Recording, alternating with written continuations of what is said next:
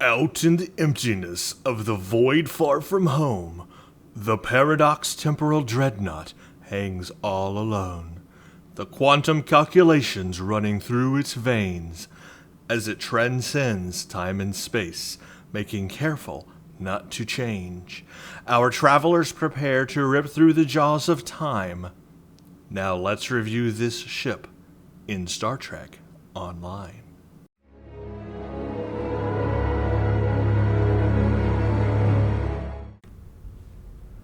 The Paradox-class Temporal Dreadnought is the most feared vessel in the Terran Empire fleet.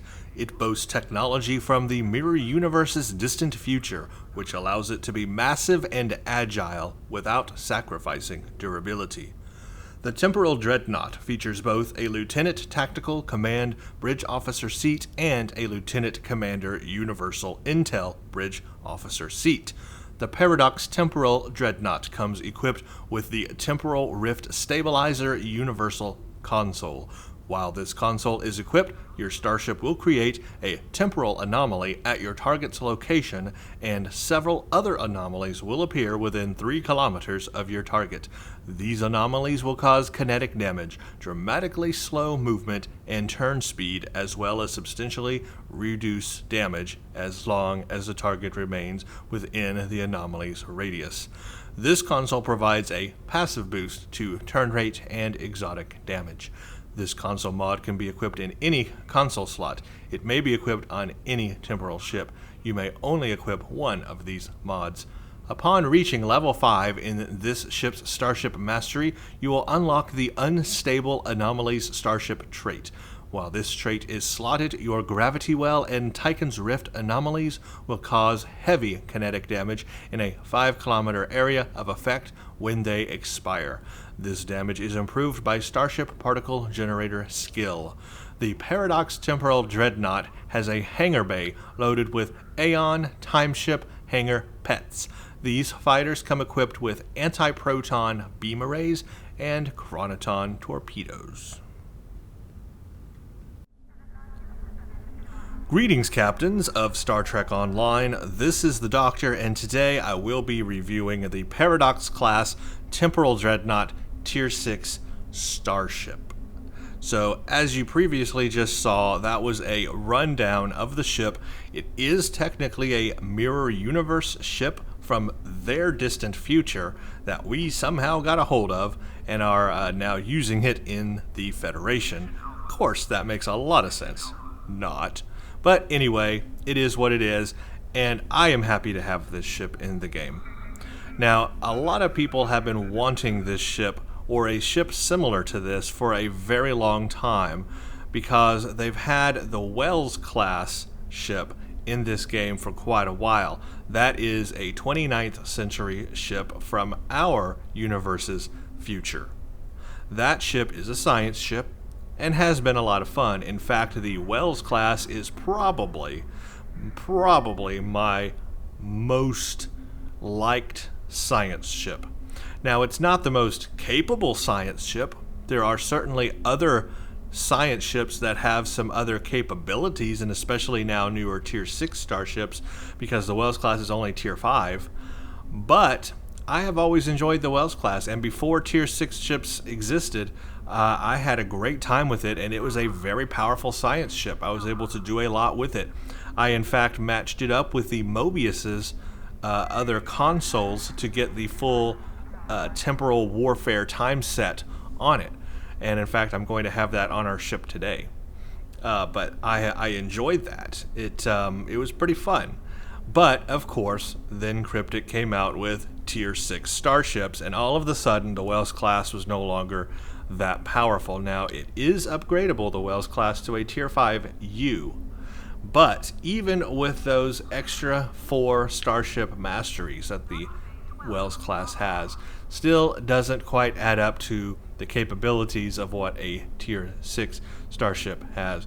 So people have been wanting, ever since Tier 6 starships came out, people have been wanting a Tier 6 Wells class. Well, the Temporal Dreadnought is, I guess, Cryptic's answer to that. But it is an entirely different kind of ship compared to the Wells class. The Wells class was very small and agile. The Temporal Dreadnought is, well, a dreadnought. This is a huge freaking ship, one of the biggest in the game. And because of that, it's lumbersome, slow to move, and some people can have issue with that. Now, me personally, I like very agile, fun-moving ships. To me, that's fun. But there are people that are okay with slower ships or slower-turning ships. So it just depends on what kind of pilot you want to be and what kind of ship you want to fly.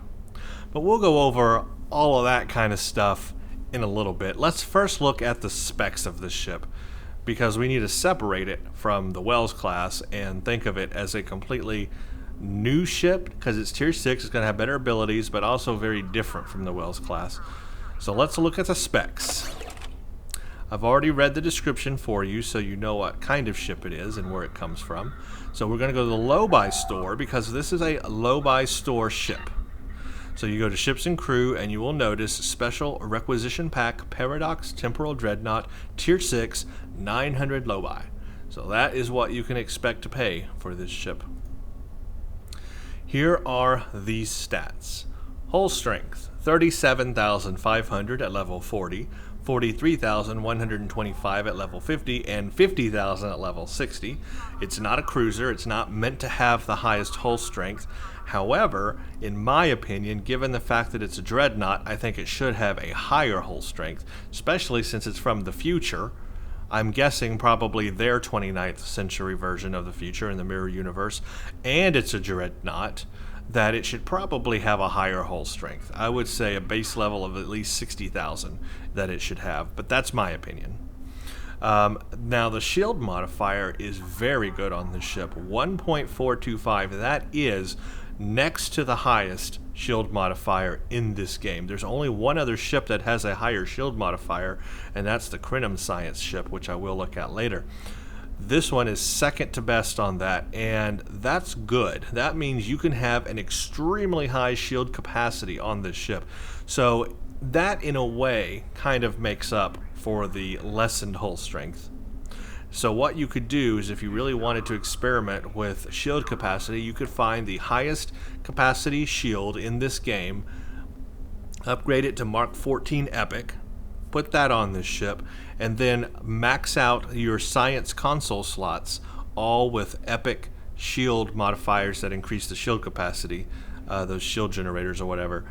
Max them out, all epic quality on all of that, and you could have an extremely high shield capacity on the ship. If you just wanted to like play with something and see what the shield capacity, could be, this would be one of those ships you could do that with, and you would probably withstand a lot of pounding on your ship. That would be a very high shield capacity. The crew is 2,300, a large ship, very large ship. That's more than double of the Enterprise D, more than double. The weapons is 4 fore, and 3 aft. Now that's a little bit better than the Wells class. The Wells only had 3 fore, and 3 aft. So typical science ships only have 3 fore, and 3 aft. So the fact this has 4 fore is definitely an advantage. Device slots 3, bridge officer stations. This is another area where we are separated from tier 5 ships, because this supports intel and command bridge officer seating. So you have 1 lieutenant tactical or command bridge officer seating, 1 lieutenant commander, 1 lieutenant commander engineering, 1 ensign science, 1 commander science, so you get the full science package abilities on this if you want. So it is a full science ship. 1 lieutenant commander universal intel. So you've got the intel and command bridge officer seating on this, and that's of course unique to tier 6 ships and something the Wells class cannot support.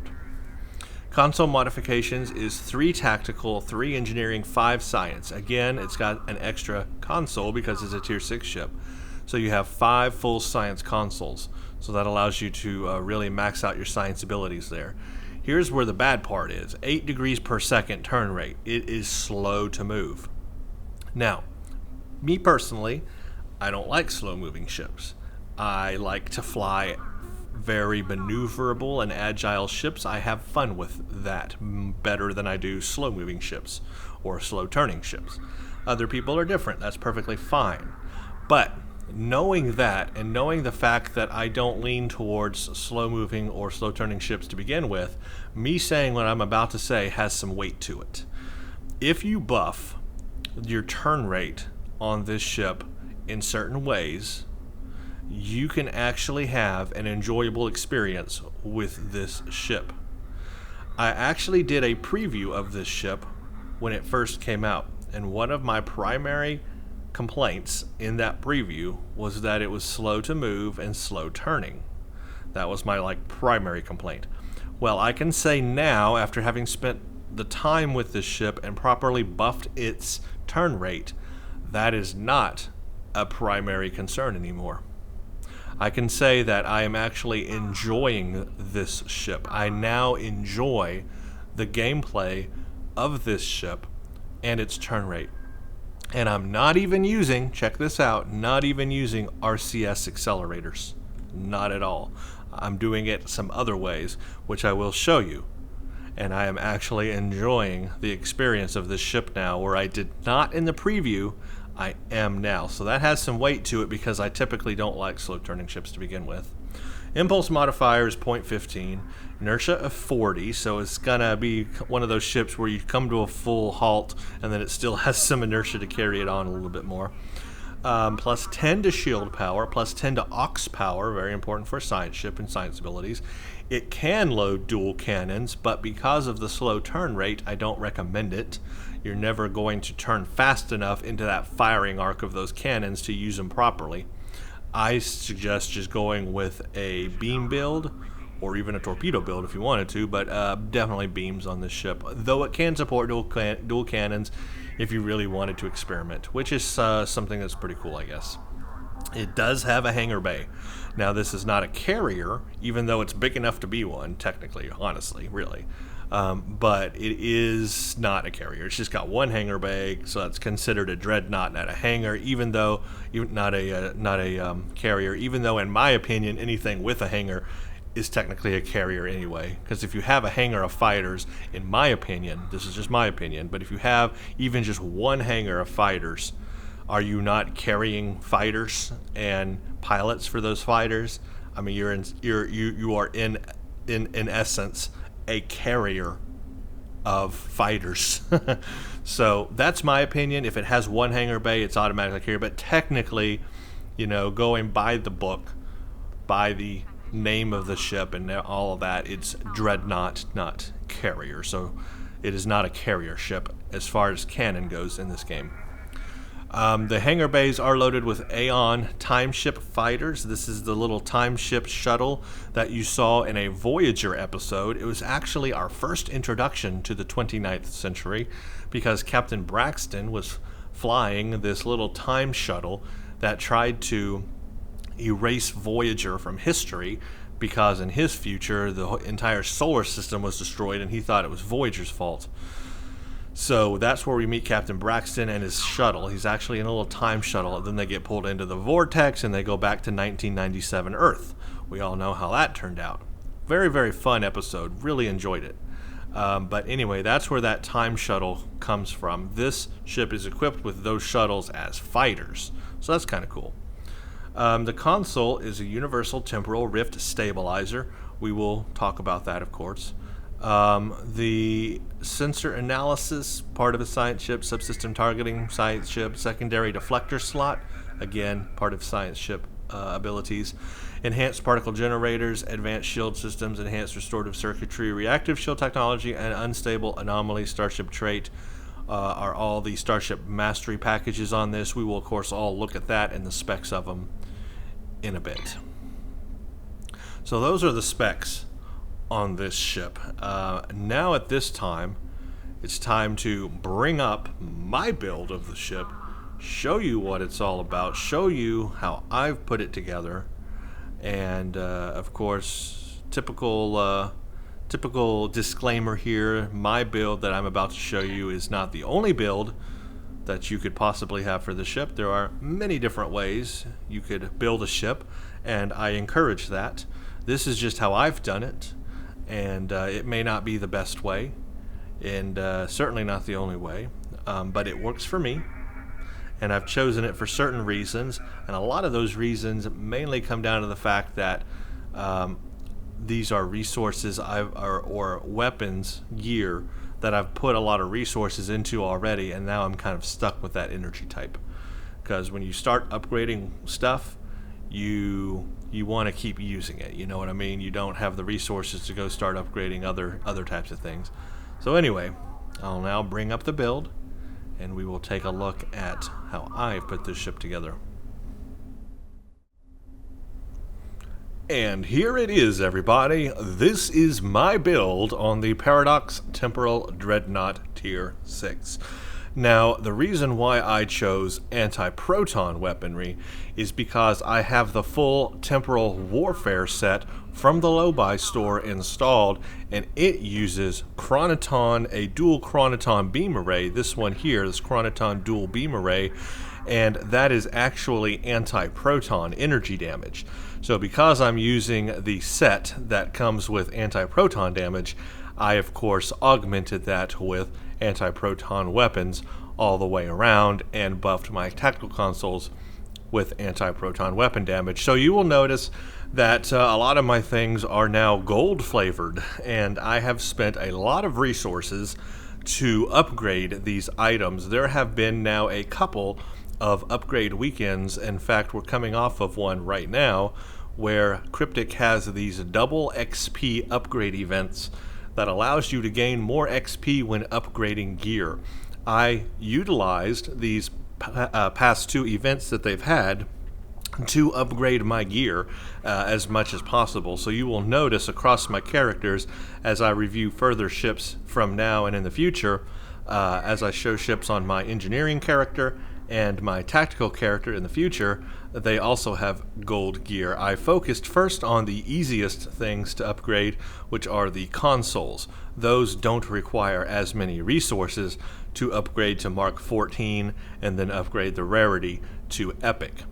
And then I went with the deflector, impulse warp, and shield and upgraded those, and then I upgraded weapons last, because weapons take the most resources to upgrade to rarity level.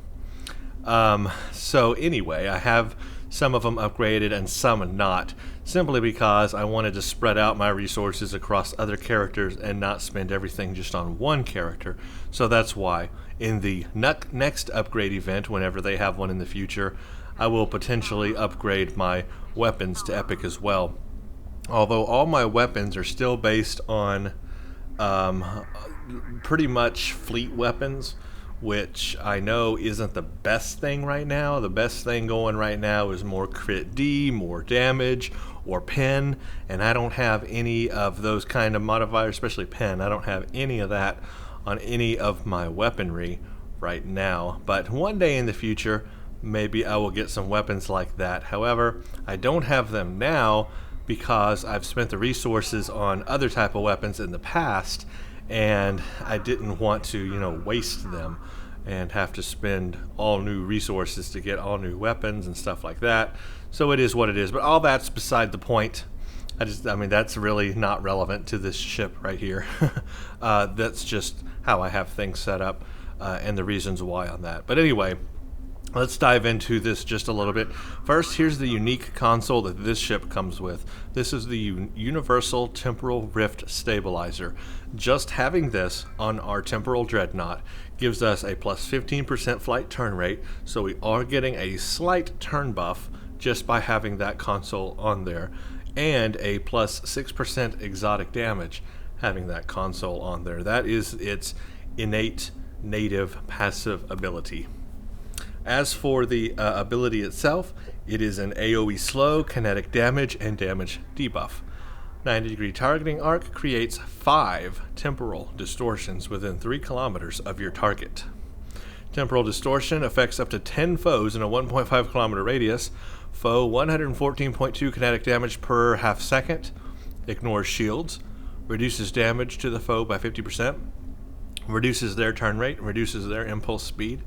And it is part of the temporal fragmentation system, where you need the temporal rift stabilizer, check, the universal Mannheim device, check, and the universal Tippler cylinder. And you get out of that a 2-piece bonus called fragment time, and then a 3rd-piece bonus called temporal acceleration. I, of course, am using all of those. I also have the other set on here called Temporal Warfare. That includes the Chronoton Dual Beam Array, Temporal Disruption Device, Tachyonetic Converter, giving me a 2 and 3-piece bonus called Chronoton Synchronicity, and Temporal Inversion Field. So I have a lot of temporal time-based, that's redundant, temporal time-based, a lot of temporal abilities on this ship. Now, where did these come from, you ask? Well, obviously, this one that comes with the Paradox came with the Paradox. Now, these others came with some other time ships. The Tippler cylinder, for example, and the Mannheim device. Where are you, man? Oh, you're right there. Mannheim device. Tippler cylinder and Mannheim device. One came with the Wells, and the other one came with the Mobius. That's right, both ships. So you do need to have both ships on that character if you want to utilize both of those devices. Now, together, they create that temporal fragmentation system that this is talking about here. So all these 3 pieces right here are part of the temporal fragmentation system. Now, here's what it does. The 2-piece bonus allows this thing called fragment time. It adds fragment time to the Tippler Rewind time ability. All nearby foes become held and untargetable. And then the 3rd-piece bonus here is temporal acceleration. I think this one is new because of the Paradox Temporal Dreadnoughts console. They added this 3rd bonus that didn't used to be there. You only used to have a 2-piece ability, and that was called the fragment time. But now we have this temporal acceleration, so this is new. 10% recharge time reduction to Science Bridge Officer abilities, and a 50% recharge time reduction to temporal console abilities. It includes temporal backstep, Mannheim effect, and temporal distortions.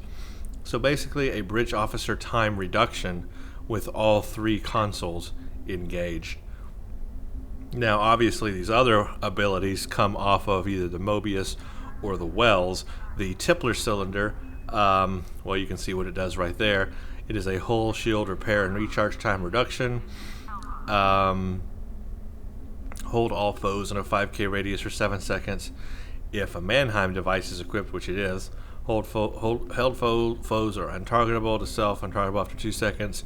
Move backwards to your approximate previous position. This is basically a rewind. It's called the Tippler Rewind. It basically rewinds time and kind of resets all your abilities and everything. It's really cool if you're really low on health and you're about to die, and you want to kind of reset everything real quickly. You can do that, kind of rewinds time, and you're back to where you started. The Mannheim device summons 2 duplicates of your ship, plus 100 all damage resistance rating for 30 seconds, creates a future and a past quantum duplicate of your ship. Both of those ships will fire and help fight the enemy. I believe that, it doesn't say it here, but I believe that they also add threat to themselves so that they take threat away from you so that the enemy focuses more on them. At least I think that's the way it's supposed to work.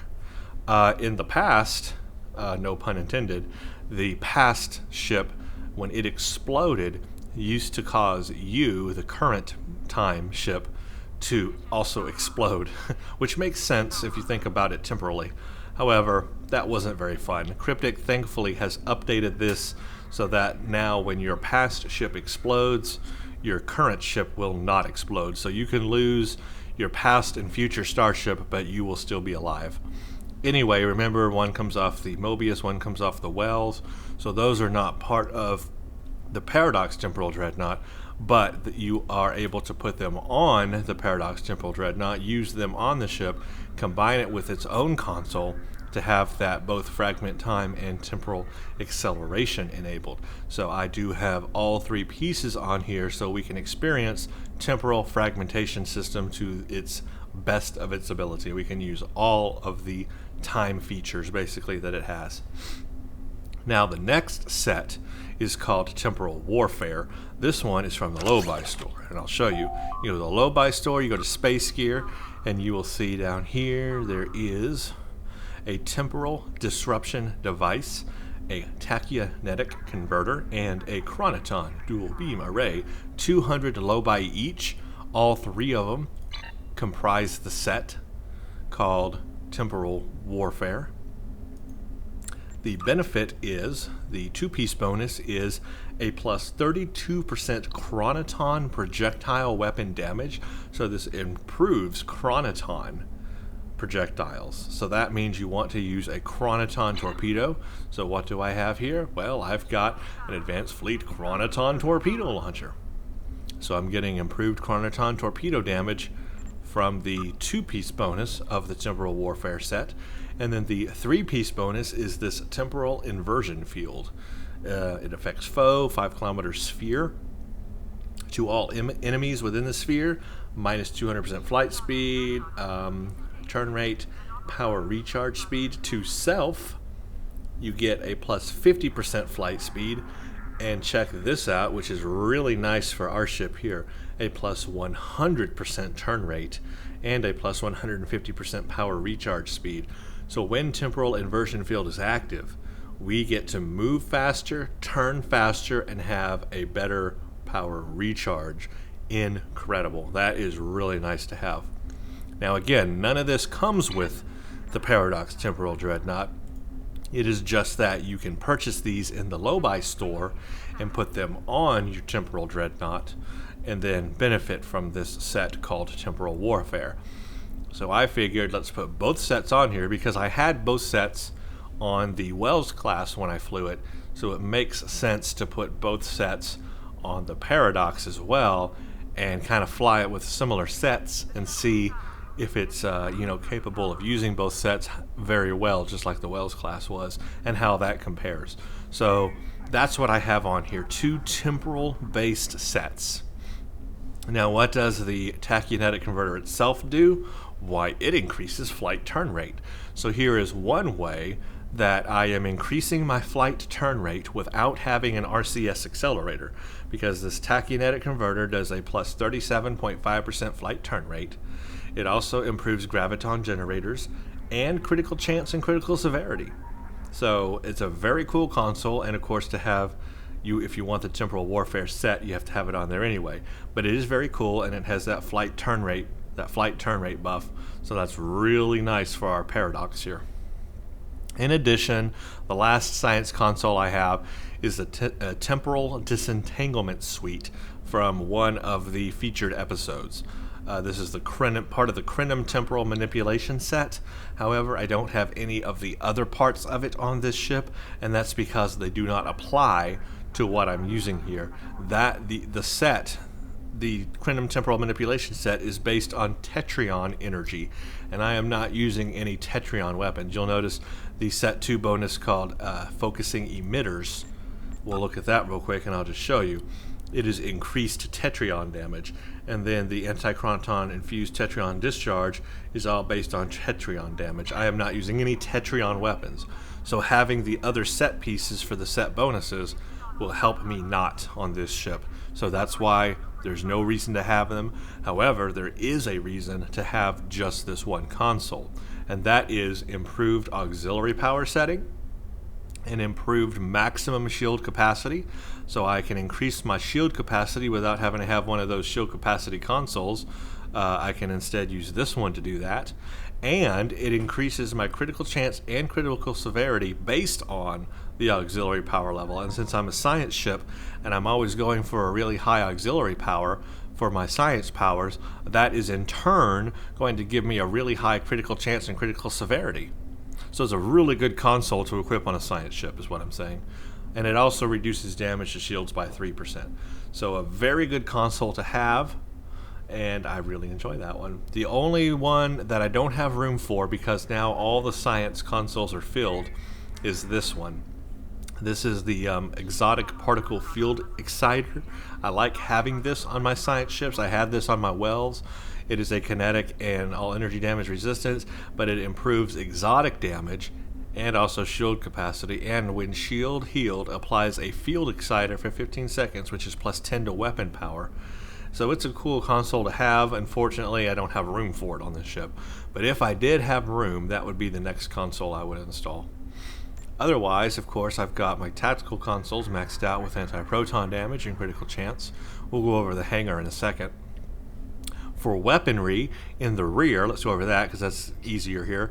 I've got three 360-degree weapons. Two of them are anti-proton, and the other is the kinetic cutting beam. So that way I get three 360-degree weapons. So even if I'm firing all forward, these three weapons in the back will also add to my forward firing power. No matter where I'm firing, these three will always go there with it. So that adds to my total DPS and total firepower, which is quite nice. I've got a dual anti-proton beam bank, and this is again part of the temporal warfare set. This is the temporal disruption device. Think of it like a torpedo because it is a projectile, but it's very slow moving. It does a lot of damage. It creates a level 70 temporal disruption. It does a lot of kinetic damage to the target. 100% chance to reduce their flight speed and turn rate.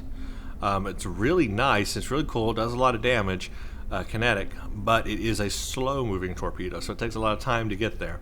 But anyway, if you want to use the entire temporal warfare set, you have to have it installed anyway. Then there is the Chronoton dual beam array. This is the other part of the temporal warfare set. It says Chronoton, but it is anti-proton based. Basically, it's just a dual beam bank array. It does, at Epic, it's actually doing a little bit more DPS than my dual anti-proton beam bank from the fleet. So that's pretty cool. There is a 2.5 chance of significantly reducing the flight speed and turn rate of the enemy. So there you go, part of the set there. And then of course I have the Chronoton torpedo because the 2-piece bonus increases the Chronoton torpedo damage. So I am using a Chronoton torpedo. So it's basically like I have 2 torpedoes up front and then 2 dual beams.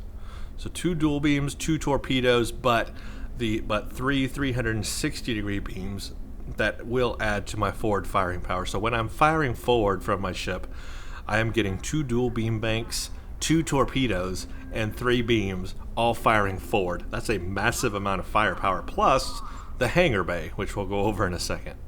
For my engineering consoles, of course, I've got neutronium, I've got EPS, and I got my Borg console. That goes in combination with the kinetic cutting beam for that Omega weapon amplifier combination.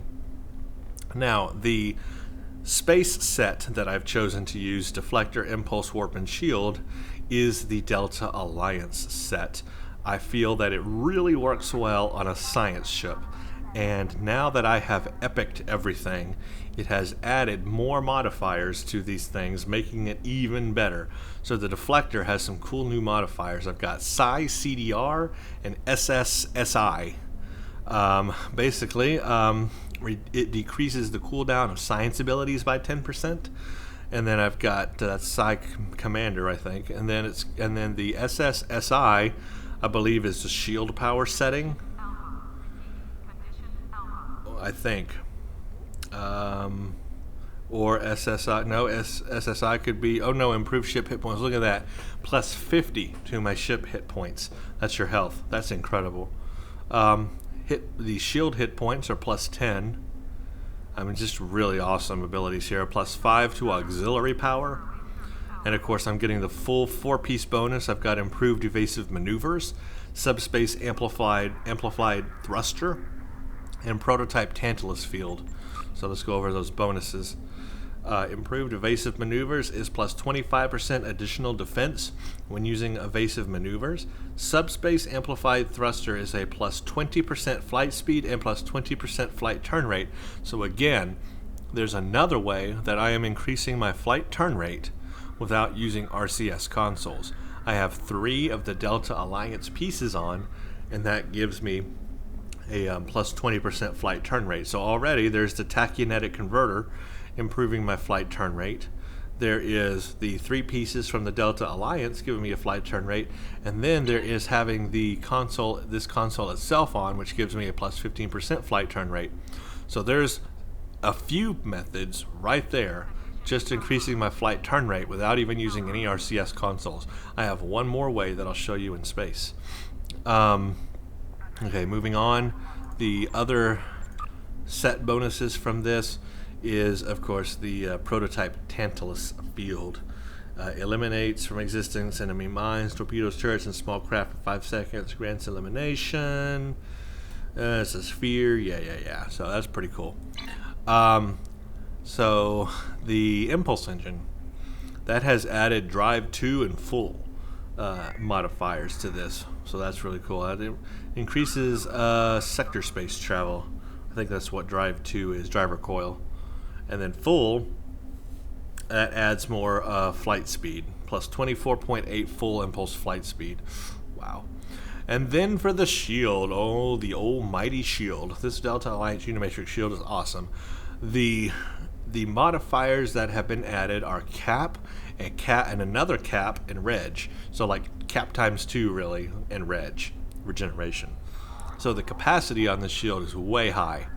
And then it's got a very high regeneration as well. And a 50% shield drain resistance, and it reduces polaron damage. That's part of the native abilities of the shield. And then Unimatrix shielding. When attacking, 2.5 chance of a plus 5% shield hardness for 30 seconds. That can stack up to 3 times, so that's plus 15% shield hardness. 2.5 chance of that happening. So that's pretty cool. And then, of course, the warp core. This is really cool, but on reputation warp cores, when you upgrade to ultra rare, you gain amp. Now that's really good because you can only get amp from like fleet warp cores or fleet spire warp cores. No, fleet warp cores. Fleet warp cores have amp, and then the spires have the thoron infused. But if you upgrade a reputation warp core to ultra rare, you will gain amp. And I have gained amp here. Amp is very important for doing more DPS, so that is really cool. And then upgrading to epic gave me weapon to shields, so weapon to shield power. So that's really cool. So upgrading this warp core gained some really cool abilities on it. What else? Okay, now it is time for the hangar bay. This ship comes with Aeon time ships. It comes with this one here, the rare hangar bays. These shoot anti-proton beam arrays and chronoton torpedoes. They are level 61 and 2 deployed wings at a given time of 3 ships. So that means 6 ships total at a time. Now you can upgrade your hangar Aeon time ships by going to the dilithium store, going to hangar pets, finding them, which are down here, and you can buy these advanced Aeon time ships. These have anti-proton beam arrays times 2, a chronoton torpedo launcher, and a subatomic disruptor. So there's upgraded version, or you can go to your fleet and upgrade them even more to what I'm using here, and this is the elite Aeon time ships. These have anti-proton beam arrays times 2, chronoton torpedo launchers, subatomic disruptor, and torpedo high yield 2. That is your actual fighters are enabling a torpedo high yield 2 and delivering a higher yield torpedo. So that's really cool. Let's see if it talks about the subatomic disruptor. These light craft are also equipped with a subatomic disruptor. This weapon causes devastating energy damage that builds up over time. Additionally, Aeon time ships can use the torpedo high yield 2 ability. So these elite ones are really nice. I, of course, am using them, and that is the best you can get right there. So, as you can see, guys, this build is pretty epic, and I don't mean that just because all my stuff is that epic. I mean, it is like a pretty good build. You can do a lot of damage with this ship. It may be a science ship. I may be flying it on a science character, but this ship does a whole lot of damage.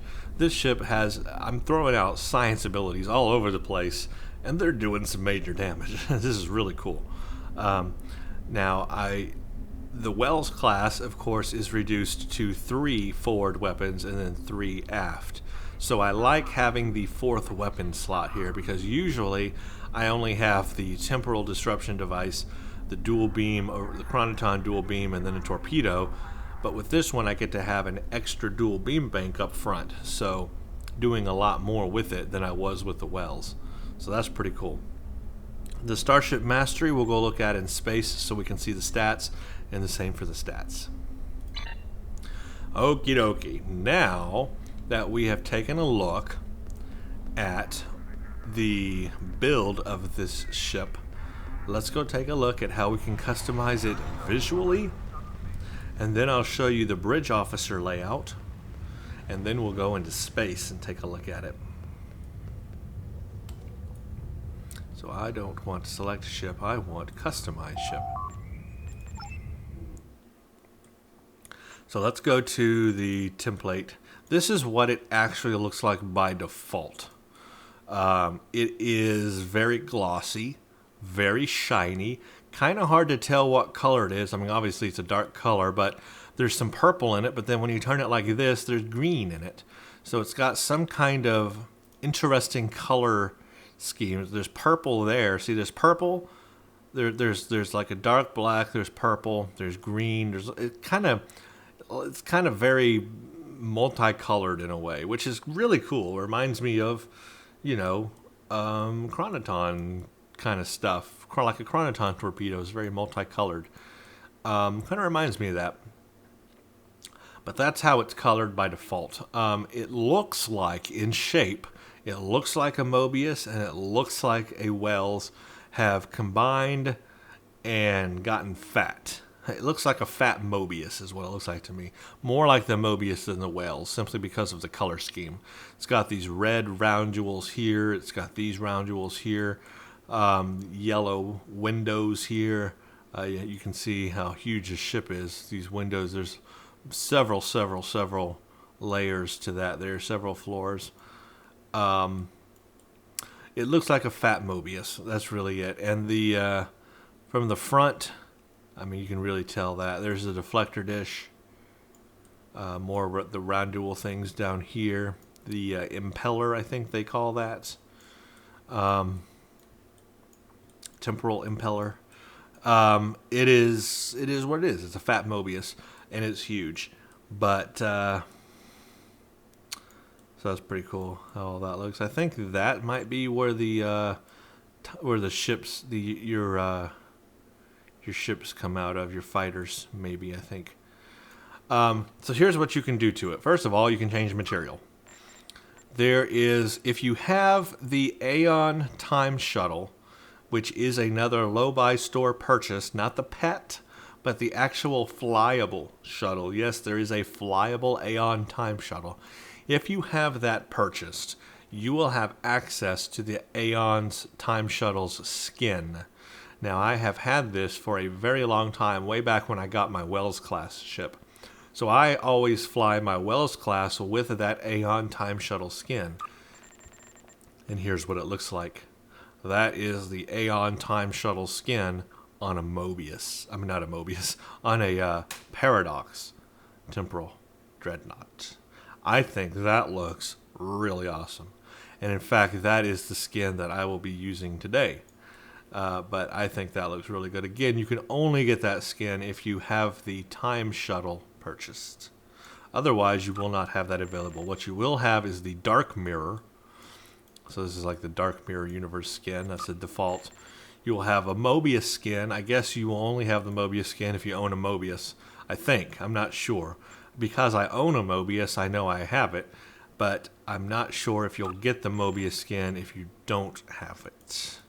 I'm not sure if this ship comes with it or not. But if you do have a Mobius, that's what the Mobius skin looks like on it. Kind of, I don't know, different.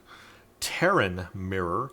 So the Terrans, apparently, which are us, also have probably a version of this ship in our future. Actually, I think the Terrans it's referring to here are from the mirror universe, but it's like a Terran version of it. I don't know, kind of confusing, weird. Anyway, whatever. I don't like it. I don't like the green on it.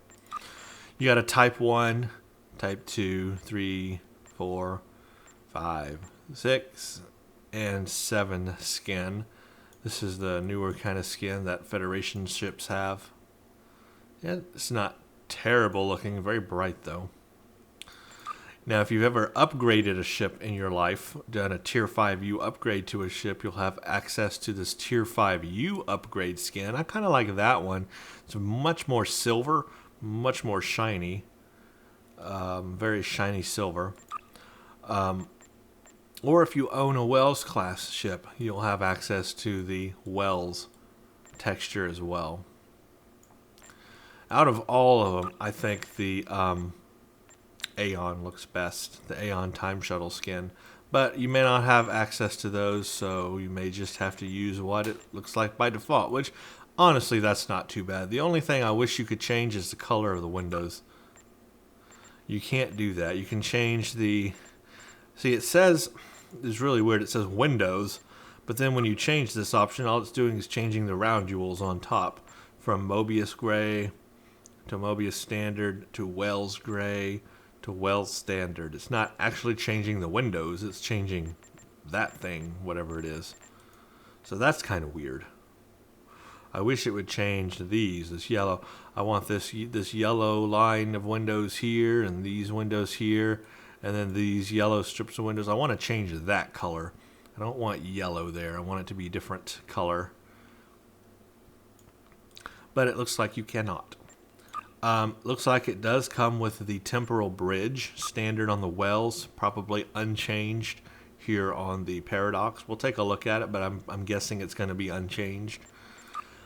Otherwise, there are no style changes you can make here. Bottom time discs, top time discs, hull, nothing you can change at all, which is different from the Wells and the Mobius. You can change those things on the Wells and the Mobius, because if you own both ships, the Wells and the Mobius, you can switch their parts out. The bottom time disc, the top time discs, and the hull, you can kind of change things around between those two ships. But on this one, they don't let you do that. It's its own thing, and that's all you're going to get is that shape. And of course, you can add a pattern to it and change the color of that pattern. That's about the only other thing you can do to it. So it has some material options.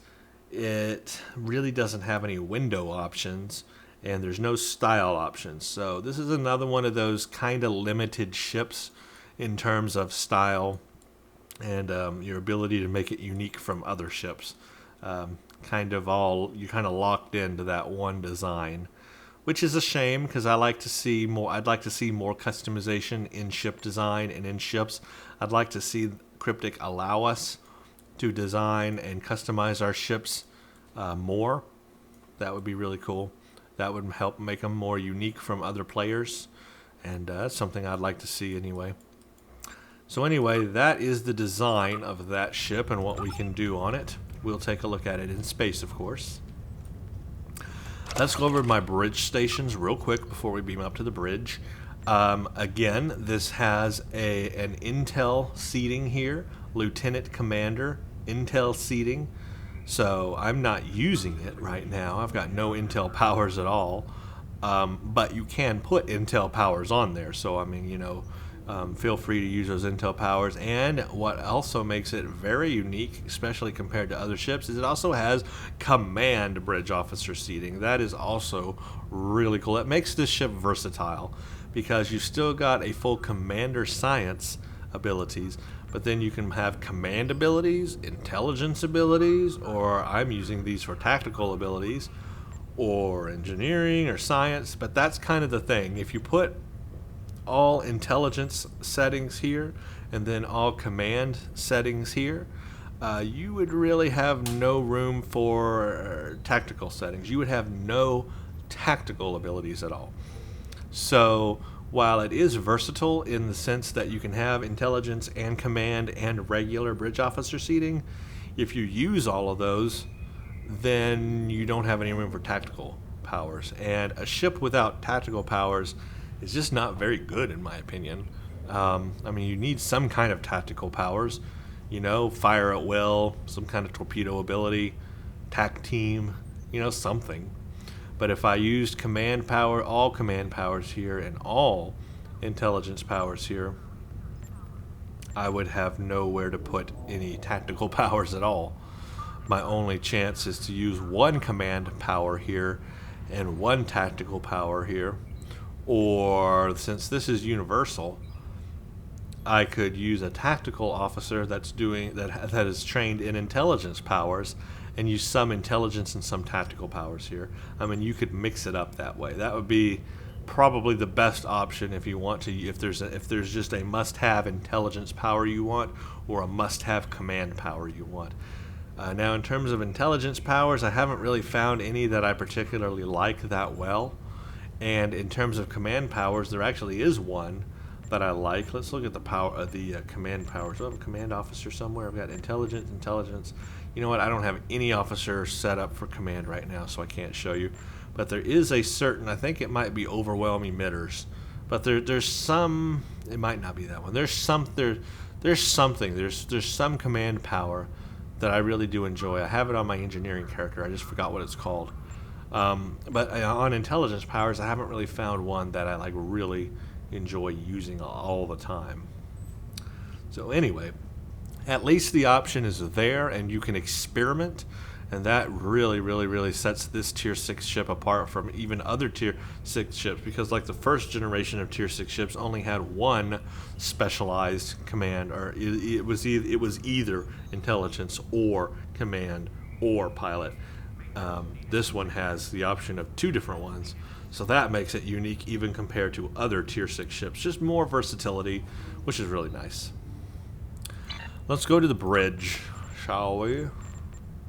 Where be the bridge? Visit Starship Bridge.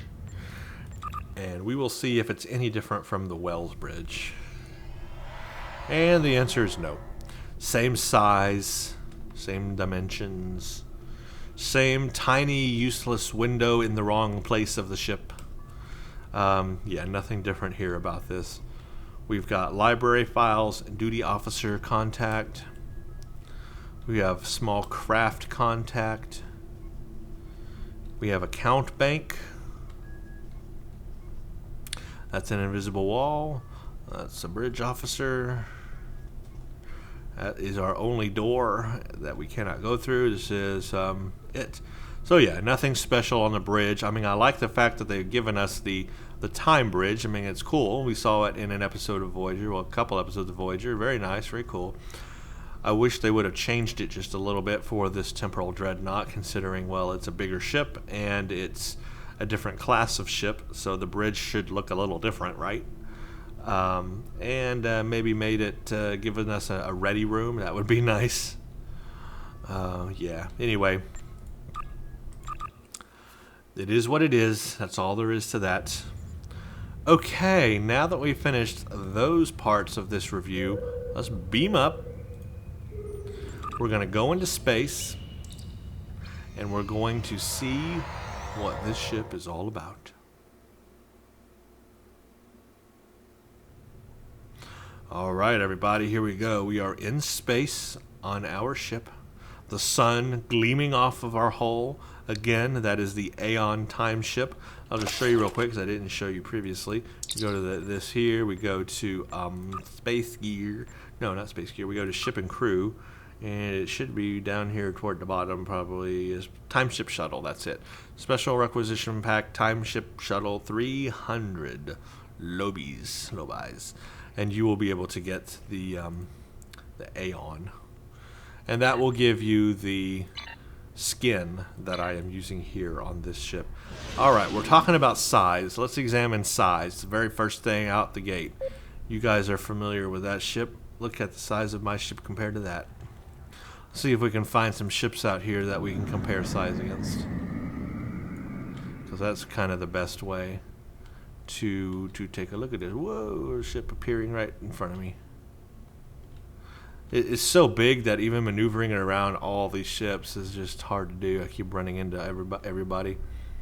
But, I mean, you guys can see the size difference. It's huge. Let's come next to this Krenim ship here. Krenim time ship. Even the new Krenim time ship. That's not a very good angle, but you get the idea. This ship, I put it up against a scimitar, and it's like equally sized against a scimitar. I wish I could find one to show you. I try to line it up real well. Let's change zones. Maybe there'll be one somewhere else. I want to get a really good representative because it's really hard to imagine how big this thing is, but when you fly it, like I have been for a long time, you really notice how huge and big it is. I mean, you don't think it's big at first, but it really is. There's a scimitar.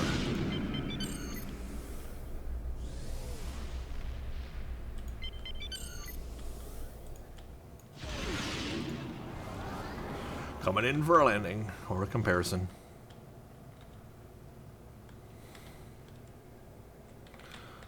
So, it's hard to put it side by side. Let's see if we can get under. Koru, I am using you, if you don't mind. Hope you don't mind, person, because I'm using you for a size comparison. That sounds terrible.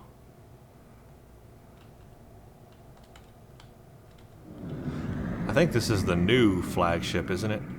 You guys can tell me if it's the new one. Here I am underneath. That's probably the best way to show. But underneath, back up just a little bit. There we go. There you go. Now you guys can see. I mean, look how big. My ship is like longer even than that. It's longer than that. Now his width is longer than me because of his wings. But my little wing fin things are not, I mean, they're out there. They're like to right here on the ship, right? So you guys can see, I'm flying a scimitar. I mean, that's what you can think of when you fly this ship. You're flying a scimitar. Here's another big ship. Isn't this the Resreth? Yeah, that's the Resreth right there. And look how I am compared to it, too. So here's the Resreth. You guys know that's a big Breen ship. That's a carrier. So here I am against that. Look at that. I mean, I'm bigger than it, fatter than it, same length as it, maybe. No, I'm bigger than that ship. I am definitely bigger than that ship. So I'm in a big fat ship, yo. That is why the turn rate is so bad in this ship, is because it is a big fatty. It is what it is. It's a huge ship. Get used to it. But just know that when you're purchasing it, if you are purchasing it or flying it, that it's a big ship. It's big. It turns slow. It's that way by design. Okay, let's take a look at her now. First thing I'm going to do is let's let our power numbers come back to normal here. And we'll look at where our power is sitting. You'll notice, I guess these are the final numbers.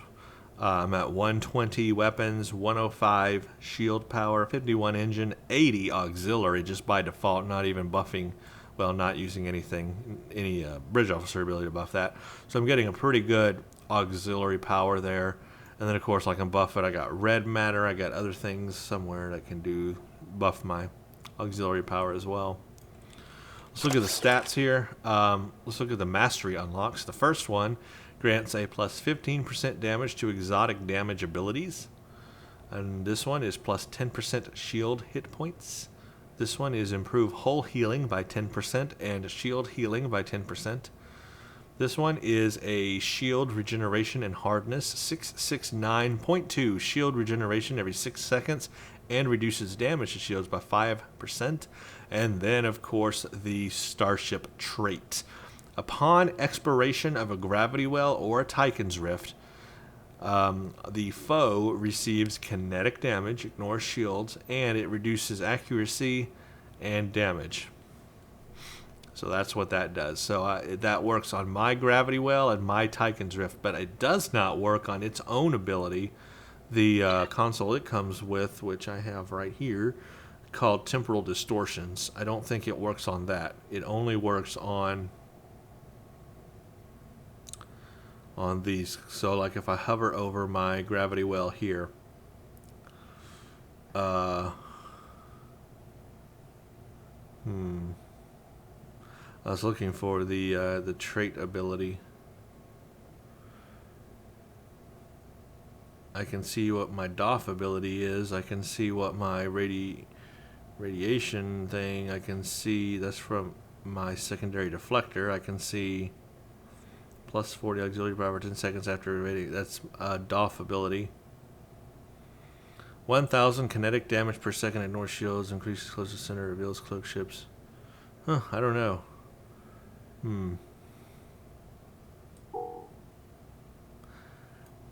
Well, I'm just gonna. Do I even have it enabled? What is this called? Unstable anomalies traits.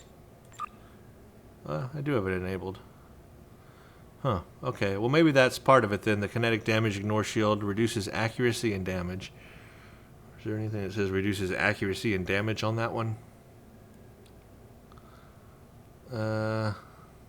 See, I don't see anything that says increases accuracy or decreases accuracy or damage.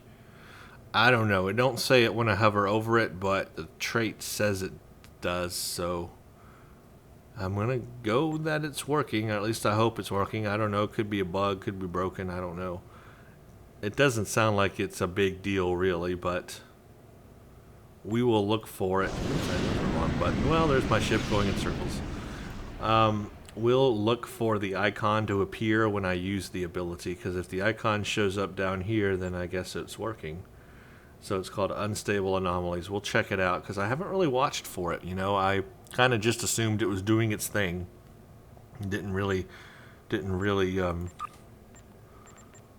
think much about it. I'm gonna turn off like everything except for that ability. Now we'll just have that trait. We'll leave predictive algorithms on, but we'll have just that starship trait, Unstable Anomalies, so that no other starship traits from other starships that I've had will affect that, and we can just watch for the one trait there, Unstable Anomalies. Yay. Okay, the rest of the stats. Here we go. 2,300 crew complement, 50% a minute. Alive crew right now, everybody's alive. Stealth detection rating 251, 230% power transfer rate. My hull is at 76,497, 147.2% minute repair a minute. 253 shield every 6 seconds. Look at my shield capacity, guys. 26,890. The shield capacity on this shield alone is 16,239 at epic. But remember, this ship has a really high shield modifier. Plus, I have that 25% shield here, and then I think another one somewhere. I think there was another one. And so that's a lot of shield right there, guys. That's a lot of shield. And I imagine you could go even higher if you really tried hard. I mean, you could probably get this up to 40k shields, maybe. That's a lot. Almost 30% resistance here. Critical chance is at 17.5%. Pretty good. 84% crit severity. And again, that's based on auxiliary power. If I crank my auxiliary power up, that should go up. So let's do some red matter real quick. Auxiliary 105. Look at that. 18% now. 86%. So the more my auxiliary power goes up, the more my crit chance and crit severity will go up because of that ability there. So that's really cool. I do like that. Let's see. Also, I have a trait. I should have a trait. Just want to make sure. Yeah. I've got my Nukara traits on. So I got plus 4% all damage based on auxiliary power level and accuracy. And then I've got resistance and hit points and shield capacity. So I've got the Nukara stuff on, which will give me an all damage also based on the auxiliary power. So right now at 80, it's at plus 4%. So if I go higher power, that will increase as well. So auxiliary power, very important for doing more damage on the ship. Not just my science powers, but also just doing more damage. Now, the turn rate. Let's talk about that. Remember, it was 8 degrees per second, and I have now, with all my buffs going at full impulse, I'm at 18.4 degrees. Sitting still, I was at what? 11.3. But at full impulse, I'm at 18.4, and remember, it's 8 by default.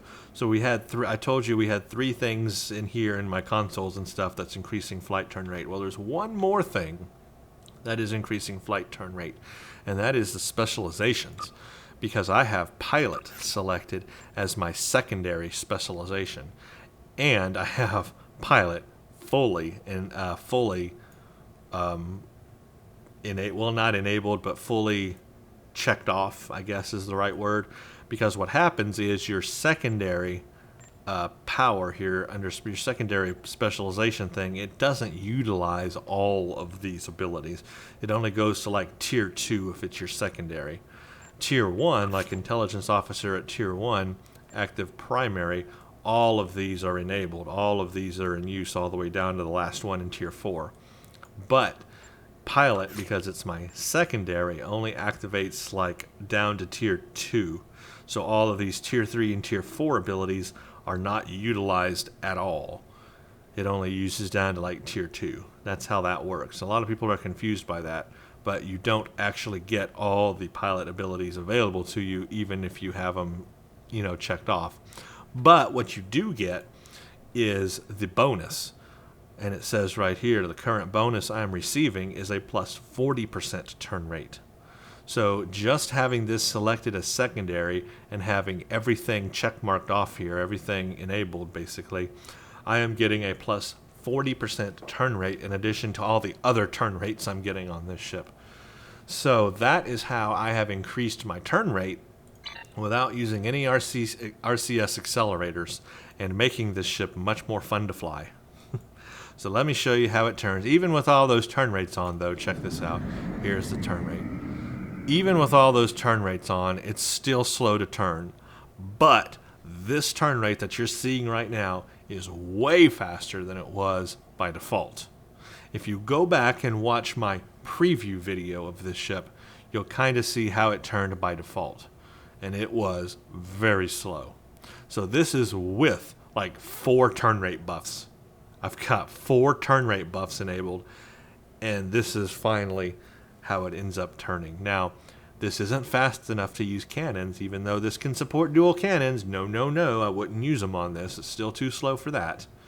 But it is fast enough to fly around and actually enjoy playing with the ship, rather than feeling like you're sluggish and always behind and trying to keep up with everyone and trying to turn your ship in the right direction and get to where you're going. With all these buffs to turn rate, it's actually enjoyable. But it's just right on the edge of being enjoyable. It's still, ultimately, I would prefer even more faster, better turn rate. But that's just me personally. So that is what it is right now. I got 4 turn rate buffs going, and that's how it turns right now. So there you go. Let's go over the powers, the bridge officer powers. First one is, of course, its native power, the console it comes with, called Temporal Distortions. I cannot demonstrate it for you until we're in combat. 90-degree targeting arc creates 5 temporal distortions, affects 10 foes in a 1.5 kilometer radius. It does very minor kinetic damage, ignores shields, which is nice, reduces damage by 50%, turn rate, and impulse speed. So we can check that out when we are in combat. Let's see if auxiliary power affects it. 159 kinetic damage per half second. 163. So that is a yes. The more auxiliary power you have, the more kinetic damage this thingy will do. So you do want to get or buff your auxiliary power as much as possible. I would recommend, which I don't have here, I know I don't have it, emergency power to auxiliary. Really, really do recommend that if you're going to, really use your science powers to the best. Plus, with those other things I have, it would increase my critical chance and severity and damage as well. All right, next thing, let's bump out the Aeon time ships here. Remember, I'm using the elite ones. So there they come out the back of my ship somewhere. Hard to see. It's so tiny. Remember, my ship is so big that the shuttles now are so tiny. It's hard to see them, but there they are. You can kind of see them in front of Earth here. We'll fire them all off. You notice the first volley fires 3. Then you have to wait for the cooldown, hit it again, and you will have all 6. Elite Aeon time ships. They have a hull strength of 3992. And they look like that. They look like the Aeon time shuttle. See if I can zoom in on one here. So there you go. We're zoomed in on one. That's what they look like. They look like a time shuttle. Little time shuttle fighters. I love, and you can see how they've got that black skin on them. That's the skin that I'm using here on this ship. So I love the look of them. They look like stealth fighters. I mean, they look, black, hard to find in space. They look like little stealth fighters. I love it. I love them. Talking about how big the ship is, in order to fly this ship, I'm zoomed out completely right there. I cannot zoom out anymore. I'm at max zoom out. So here's me zoom. Here's the camera zoomed all the way in. This is a zoomed all the way in camera. And here it is all the way out. That's max zoom out. Doesn't go any farther. And it's still, that much in my screen. So that just shows you how big this ship is. Even at max zoom out, it is still pretty big in the window there. So there's my shuttles. I've got all the shuttle commands as per usual for, flying shuttles. Not shuttles, fighters. Nothing too difficult there. You guys know how fighters work and all that. So, pretty basic there. You just got to watch them as they die off, launch more. It's pretty simple. They add to your DPS, of course, quite nice. Now, the other powers are, again, not related to this ship specifically. They come on other ships, but if you put them on this ship, they can, of course, be used with this ship. And that is that temporal inversion field Warning, that I got. Ship is under attack.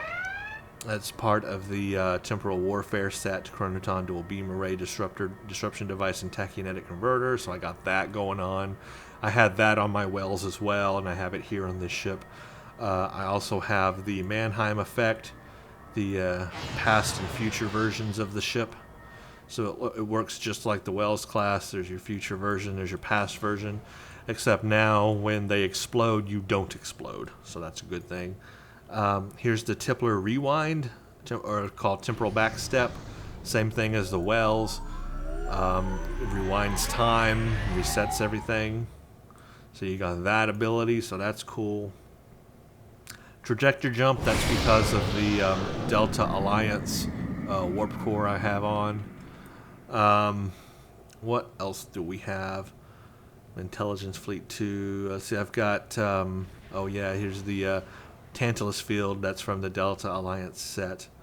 I'm looking for any other time abilities just to make sure. No, there's no other time abilities. I've got my Photonic Fleet for being a science officer. I'm using Gravity Well. Got Tychon's Rift. Got some drain abilities. Tachyon Beam. I got a Tractor Beam.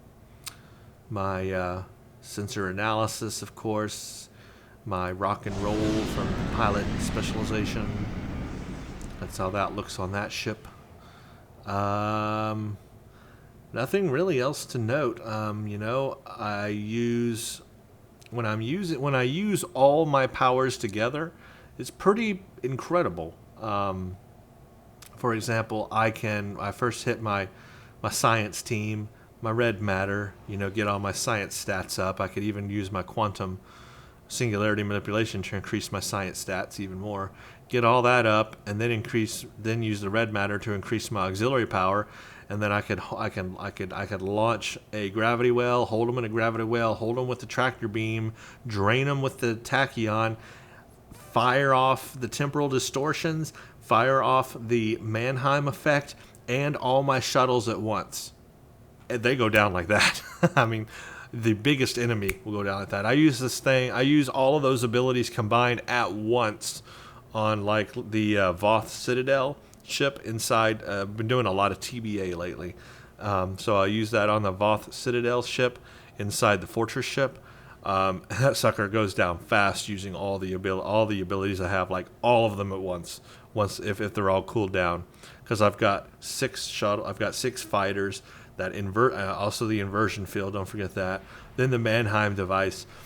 All that. I gotta remember to enable sensor analysis as well, because that's plus 5% bonus damage and everything there. Bonus damage and power drain, and a 50% reduction to all incoming heals, and a plus 5 bonus healing. So this is all important to enable as well.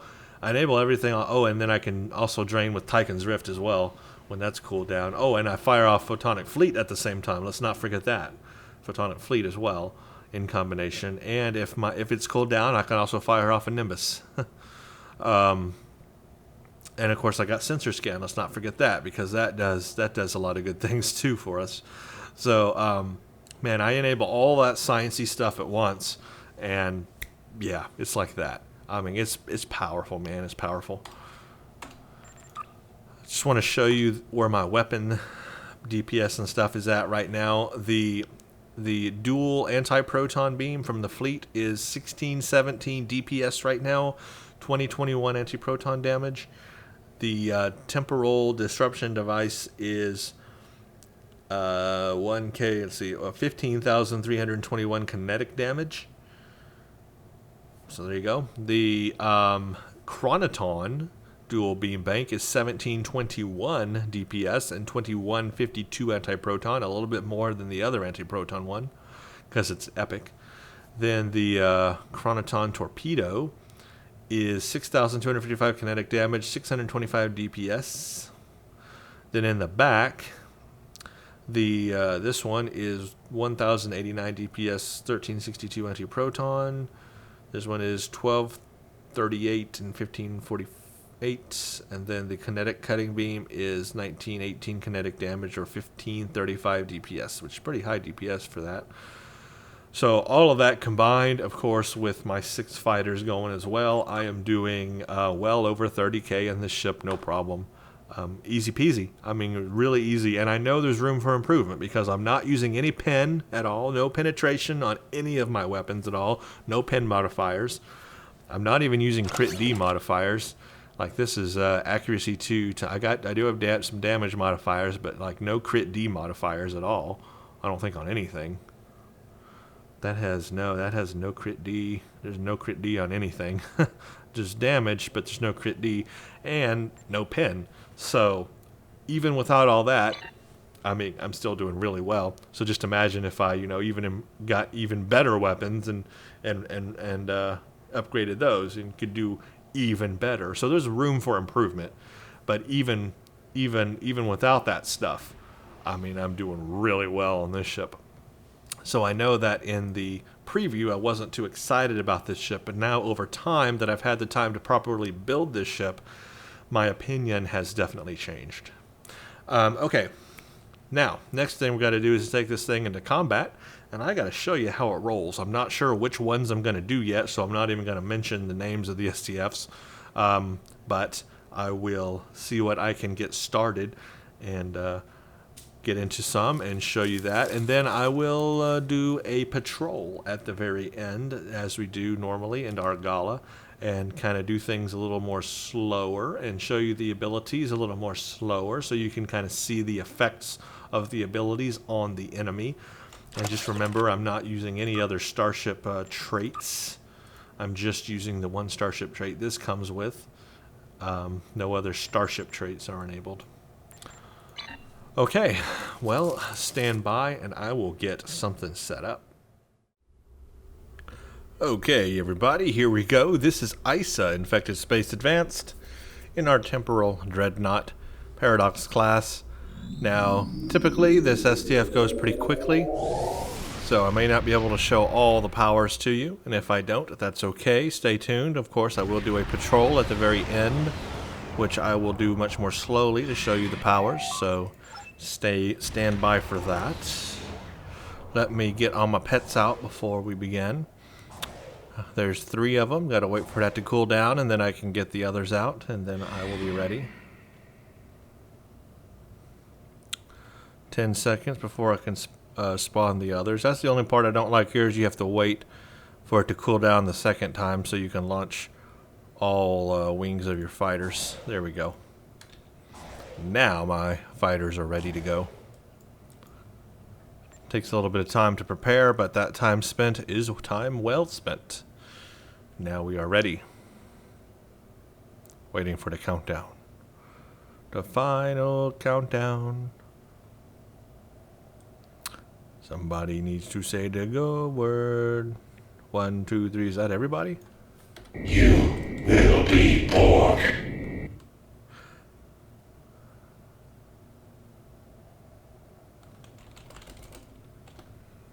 Ah. 2, 1. Uno.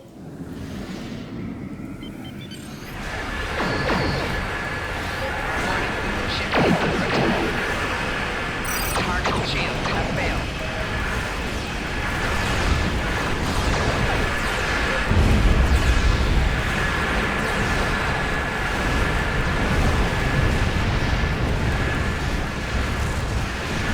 Oh, there's a sphere down there all by itself.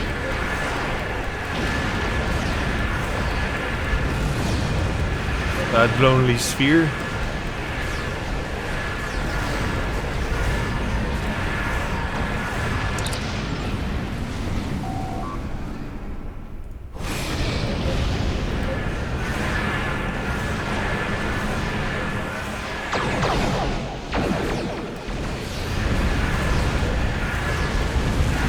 Target's shields have failed.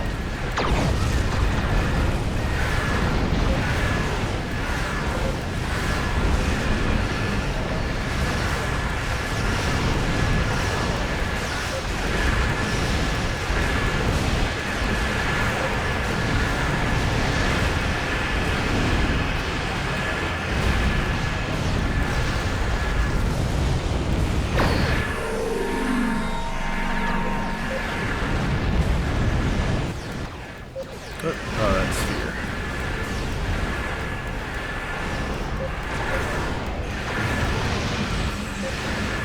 We are Borg. Surrender your vessel and prepare for assimilation. Hull integrity below 75%. Target's shields have failed.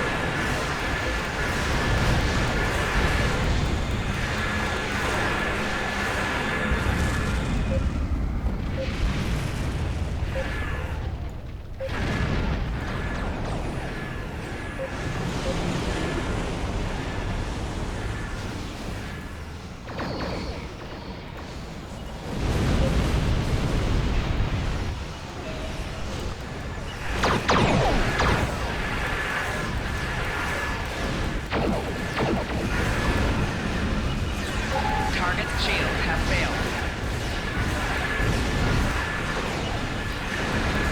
Didn't mean to hit the gravity well on that. I meant to do Titan's Drift. Oops. Rear shields failed. Assimilated.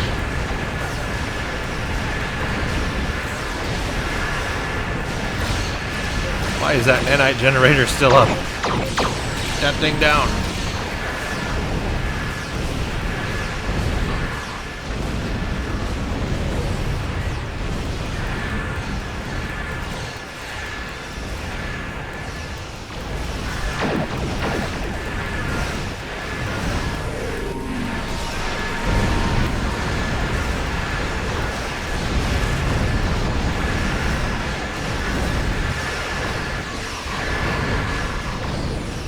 Target's shields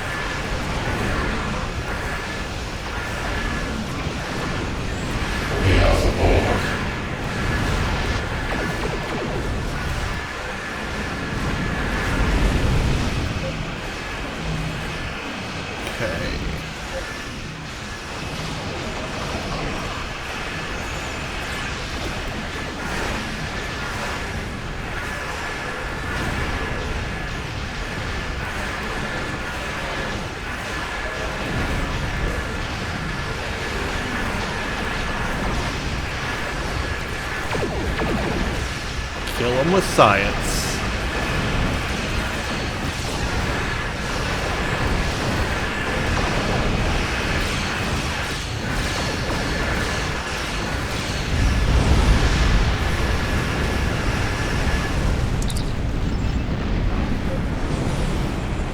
Well, there you go, everybody. That's Isa.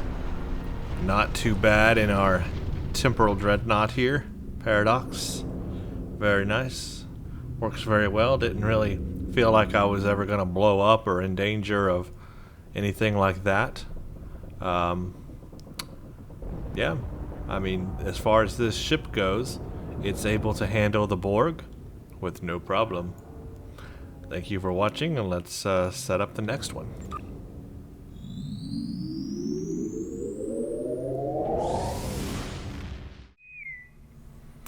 Okay, hello everybody, and welcome back. So this is Gateway to Grethor, Advanced, up against the Heralds. Let's see how our Temporal Dreadnought does against the Heralds. Should be quite a battle, and a good test of end-game content against this Tier 6 starship.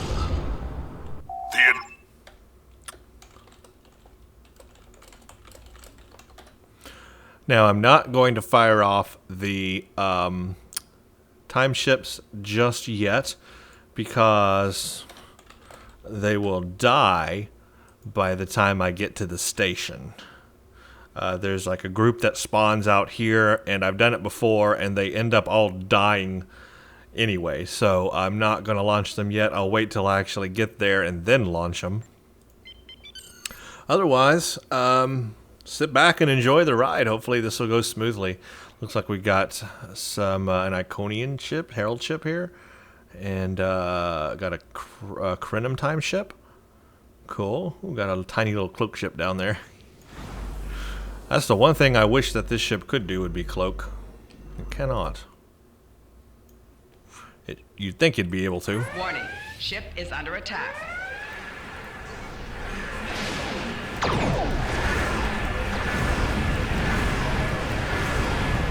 There we go. I hit my specialized console. Look at all these Tychon's Rifts I just enabled. Are inbound.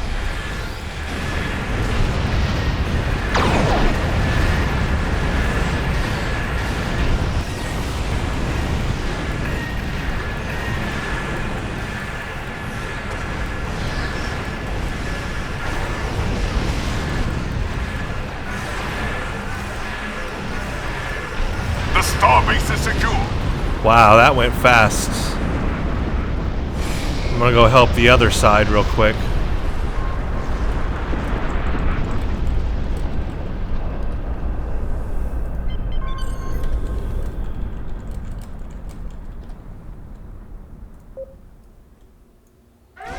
Warning, Crap. ship is under attack.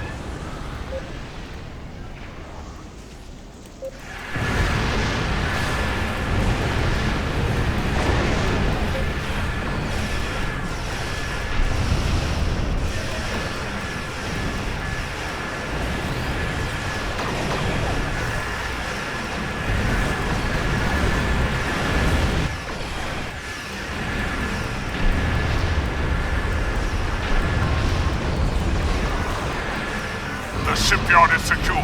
Okay. Now, make our long, slow burn turn here. The troop transports have hit. Get to the other side.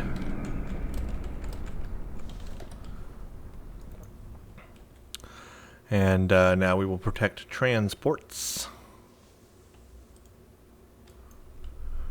Get my shuttles out. This thing's in the way. Not shuttle. I keep calling them shuttles. From the Mean starbase fighters. are moving toward Not the planet. shuttles. Warning, ship is under attack. Leave the spawning gateways alone, but this one needs to be closed. Let's get over here fast. Radiation. Closed. I am zoomed all the way out as far as I can be right now, by the way. And my ship is still that big in the screen. Those gateways are emitting intense levels of theta radiation. Warning, Close them. ship is under attack. He should be able to take care of that one.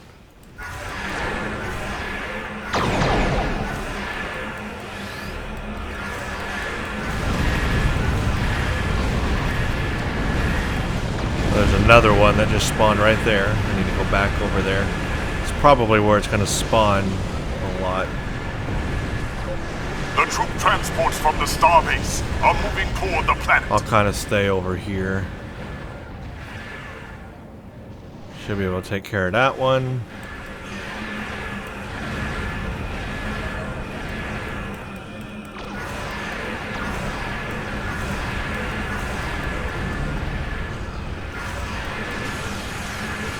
We should get that one. Okay, we're good. Oh, there we go. We got that one. Target's shields have failed.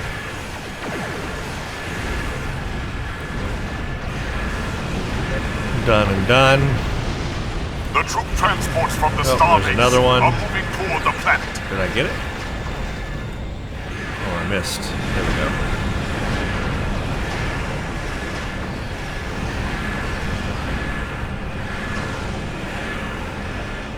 Done and done. These are kind of a menace, but I'm purposely not closing the spawning gates. All that does is change the location of the radiation gates.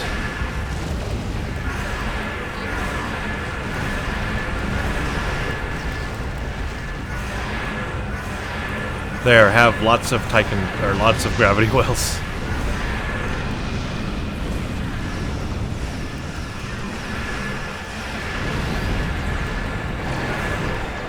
The troop transports from the starbase are moving toward the planet. Target's shields have failed.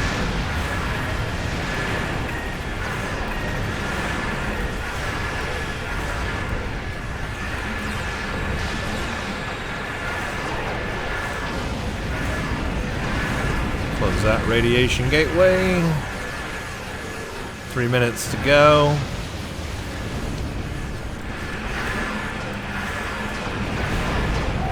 Target's shields have failed. Close that radiation.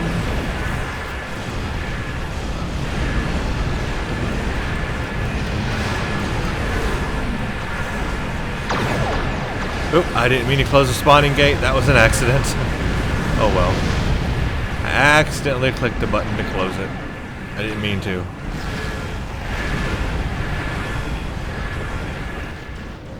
Okay, that one's fine. Oh, The troop transports from the starbase are moving toward the planet.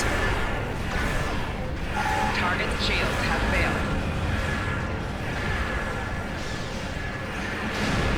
ah, no, I didn't mean to click spawning. I thought that was a radiation. Oops, I keep clicking the wrong one. That's my mistake.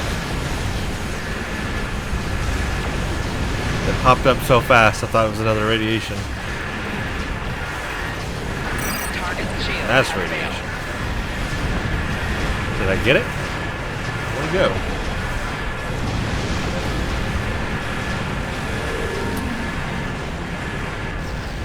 The troop transports from the starbase are moving toward the planet.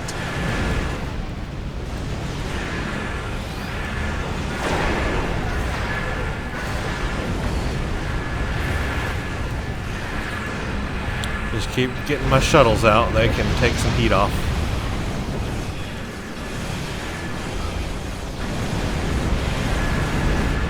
Minute and a half. We're good. We got 20. That's radiation.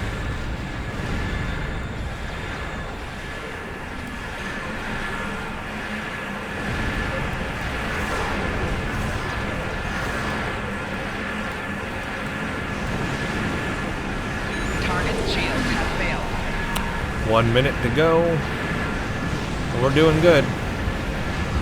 Nice smooth run so far. Transports from the starbase are moving toward the planet. So far we've got 34 transports total.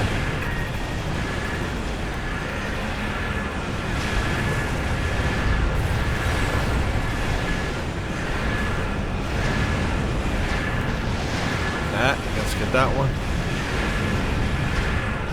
The troop transports from the starbase are moving toward the planet.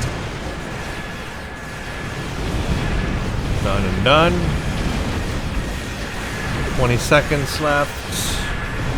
Doing good. That's spawning gate.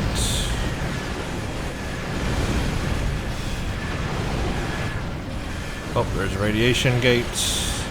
Let's close one last one before it closes. Looks like that person has The it. troop We're good. transports from the starbase are moving That's it. toward the planet.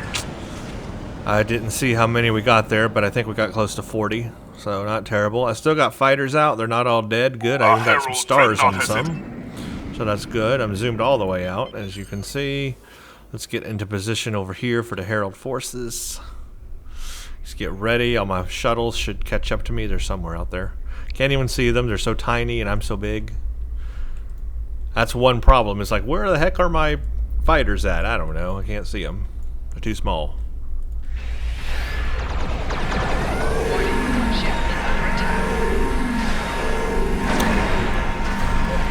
Herald ships are attacking the starbase.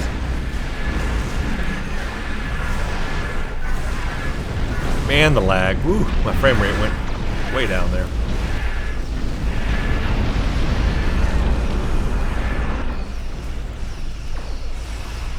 Target's shields have failed.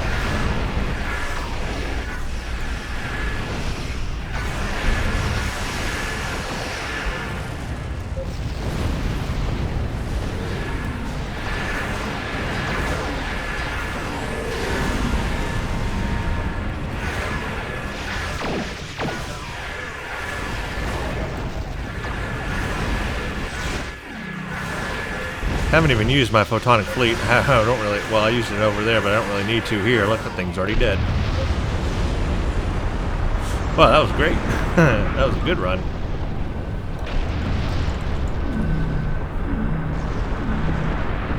Our troops have landed. We will fight for. How many did we get? We got 42 transports landed. That's good. We got everything. All the timers. All right, cool. Hey, that's an awesome run, guys. I mean, you know, pretty smooth.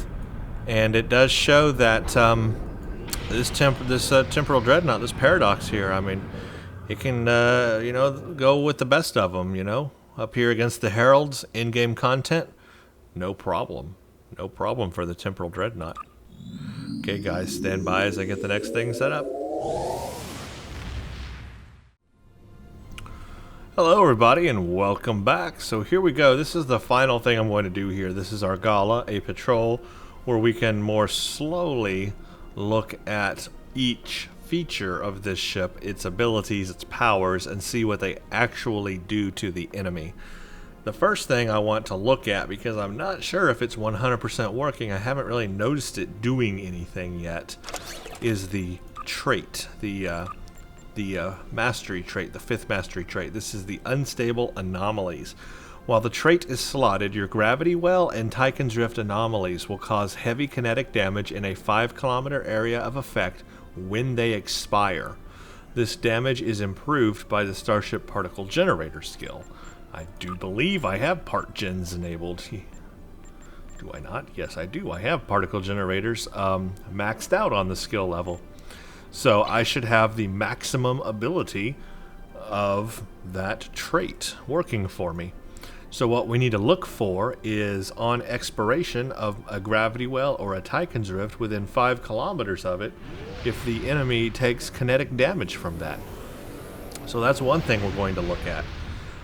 Next, I will enable the temporal distortions, which again is a kinetic damage ability, and it will open 5 of them within 3 kilometers of your target.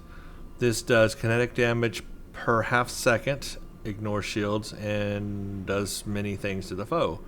So in a 1.5 kilometer radius, so it's not huge, but we can see the effects on it. And then we'll launch our time ships here, our fighters, and we will see the damage that they can inflict by themselves without me interfering.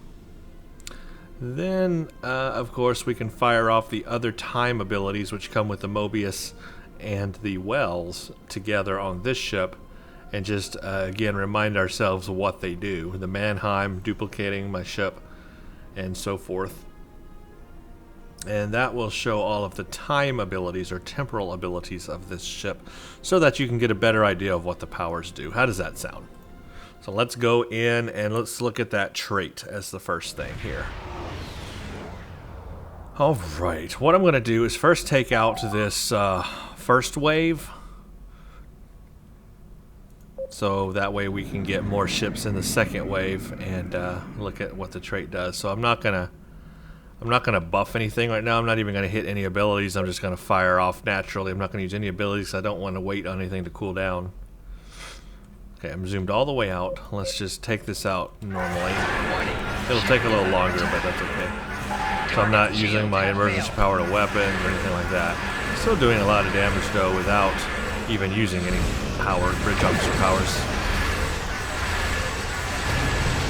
So I'm using no bridge officer powers at all, nothing, and still, you know, managing to take out these Malons quite well. Tore right through their shields easily. Got me a tractor beam. Look at that, they barely did any damage to me, and I mean, I used no powers at all and took them out. That kind of shows you how awesome this is. Okay, I'm deputized. Yeah. Now, let's take this group and let's do our trait. What I'm going to do is buff our aux power, and then I'm going to hit gravity well. We're going to back off. I'm going to wait for gravity well to expire and see if it does anything. That should pop up down here when it does, or that trait should. Gravity well still running. It'll be expiring any second here. And the icon should pop up. Nowhere does the icon pop up. My gravity well is gone, or one of them is gone. I know it has a secondary gravity well because of the DOF I have. That expired. No icon down here. No icon. Guys! Where's my trait icon showing that it's working or doing anything? Where's the special ability that shows that it's working? Let's do a Tychon's Rift this time. Hull integrity below 75%. Okay, I get it. You guys are doing damage to me. When it expires, let's see what happens. Is anything going to happen to these ships?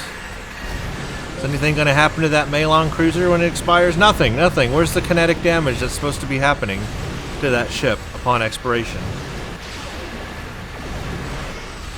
Well, that's going to kill him. And that one's going to be dead. No, okay, fine, whatever. But where is the kinetic damage coming from this thing when it expires? It's supposed to be there, and it's not. Look, it expired and it did nothing. Right shield's failing. What the hey? What the hey? Let's try it again. Let's do it on a second wave. Target's shield has failed. I just had to fly through their gas. Okay, there we go.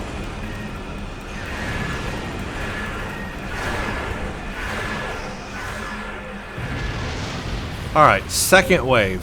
Second wave. Go. I should not have to do anything now. The trait should enable itself after this gravity well expires. And it should do damage to my thingy. It should do kinetic damage to that Malon battleship, or it should, or both of those. Expires. Is that it? Is that ring the thing? Is what? If anybody out there has any idea if my 5th mastery trait is working or not, let me know. If it's not, Cryptic needs to do some work here.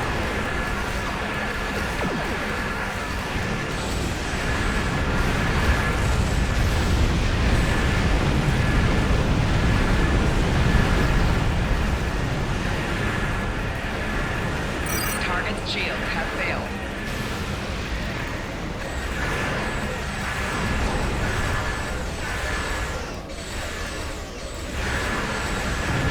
Alright, let's get away from all the other incoming ships. Let things cool off a little bit. So, dude, heck, guys, what the hey? What's up with that mastery trait? Is it working? When my gravity well expired, was that ring that thing came around it? Was that the trait working? Wouldn't an icon have shown up down here if that was doing it? Is it broken and not doing it? The Tychon's Rift, I tried it. It didn't seem to do it, and it doesn't list it down here. See, that says kinetic damage per second, not half second like the other thing. I don't know, man. Is it working or not? Because I don't. If it is working, I don't notice it. I don't see it, and it's not doing anything to my benefit that I noticed. If it's not working, then it's broken, and Cryptic needs to fix it. There we go. So the next thing I want to try out is this one. Let's try it out. I'm not going to fire. I'm just going to fire that off, and we can see what it's doing to the Malon battleship.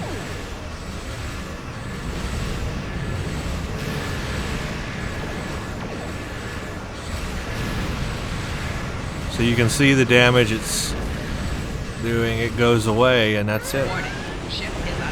So it makes him stop, for sure. It makes him stop, but I don't know if it's doing like a ton of damage, because the Benthans are doing quite a lot of damage there to him. So I'm not sure how much of a damage that is. I'm going to beef it up with auxiliary power for the next one. Let it cool down, and then I'll use auxiliary power on the next one. Let's go ahead and take out this other ship so we can get another spawn of ships.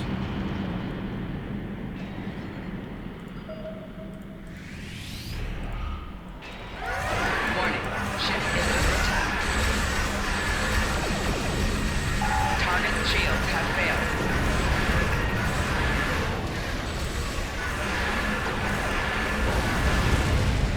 I love that that heavy disruption torpedo is nice. Okay, let's 5, 4, 3, 2, 1, fire. Warning, ship is under attack. So it definitely stops their movement. Target shields have failed. I guess it's doing damage to them. The Benthans are doing quite a bit of damage, but I mean, I don't know how much damage it's really doing. Alright, well, let's take these guys out and let's let my fighters have some fun without me firing. In fact, let's pull way out here. Let's pull way far out. Come on. Get out. Out. They're gonna die. That's fine. I want to launch on my fighters, and then I want to come in and just let my fighters fight and not me. Oh, but I have to be there to launch them. Oh, that's so stupid. Okay, so I have to have an enemy selected to launch my fighters. Oh, I hate that. Well, I'll launch him, but I'm not going to fire on him. I'm going to let my fighters fire on him. You can see them firing on him. Yay. Look at their beams coming out of their ships. Target's shields have failed.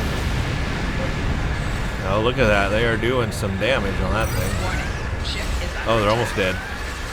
Launch more. They die so fast. Target's shields have failed.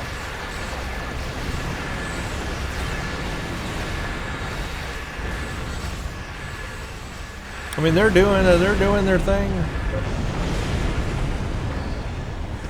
They're out there having fun.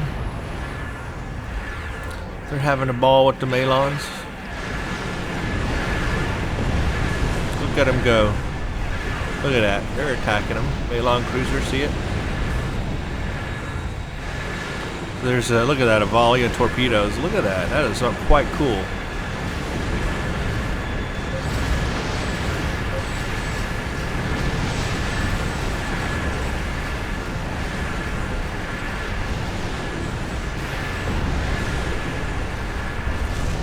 So there you go. There you go. I don't even have to fire. I can just let them do all the work. Shields have failed.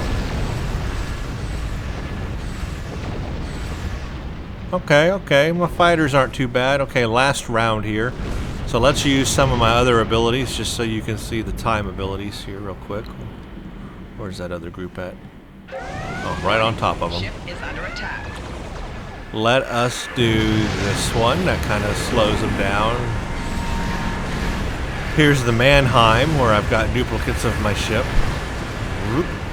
I'm just going to let them fire. I'm not even going to fire. I'm just going to let them fire. And then my shuttles. Oh, let's go ahead and launch everything. Let's launch this thing at them. There we go.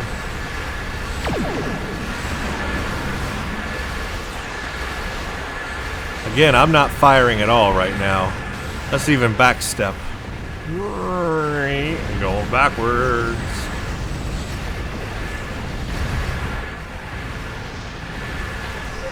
Ooh, got too close.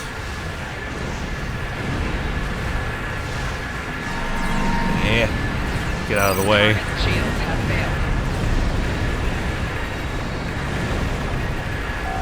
Hull integrity below 50%.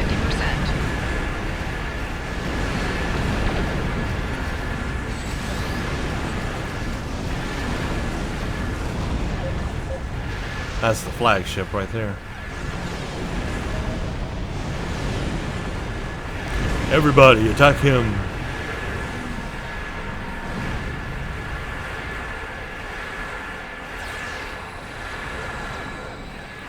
I'm purposely not firing on him. Excuse me, purposely not firing on him. Let all my abilities do their work for me.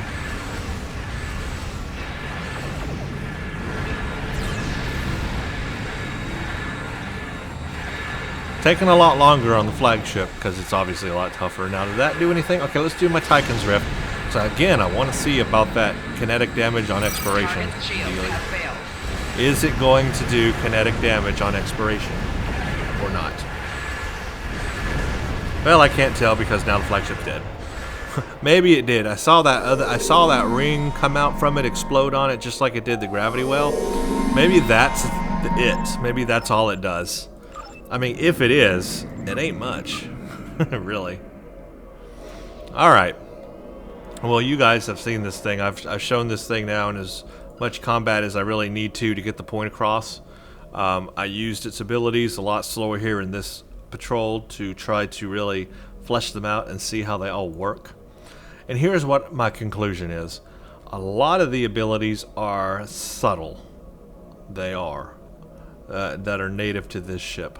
For example, this ability here. It's subtle. Temporal distortions, it sounds like it would be awesome. But I've fired it off and I don't see it doing a ton of damage. I think the Benthans were doing way more damage than the temporal distortions was doing. It's not a lot of kinetic damage. 159 every half second. So it's like what, 160? So that's not a lot. That's not a lot of damage. Not a lot of kinetic damage there. The biggest benefit of it is the fact that it reduces turn rate and impulse speed. I guess it reduces damage by 50%. I don't know. I mean, I fired this thing off. It doesn't seem to do a lot for me, is all I'm saying. I think that it needs to be buffed up quite a bit to be more useful. It's cool looking, and it has the potential to be awesome, but I've already got a gravity well that seems to be more powerful than it. So why do I need it? What I'd like to see is a different kind of ability. I mean, this ship, I already can have gravity well as a science captain. I would like to see a different kind of ability with this ship, not gravity well. I would have loved to have seen a unique ability never seen before. You know, like they came up with the term subatomic beam for the Aeon time shuttles, which is what Braxton used on Voyager. Something like that. Some kind of beam. Give me a particle acceleration beam focuser. A particle acceleration beam focuser. I just came up with that in my brain. Make up those words, put them together, and come up with a new, unique weapon I've never seen before. That's what this ship should have. Because think about it, guys. This ship is from the 29th century, mirror universe. It should have an ability we've never seen before. We've seen gravity well. That's old. That's done. It should have an ability that we've never heard of before. We've never seen. We could never imagine. Because it's 500 years in the future. And it should have some ability that we don't know about. That is what this ship should have. Who's in agreement with me? Not some gravity well anomaly thing that barely does any damage. I mean, what's the point? So that's how I feel about that ability. It needs some work. It needs some special loving.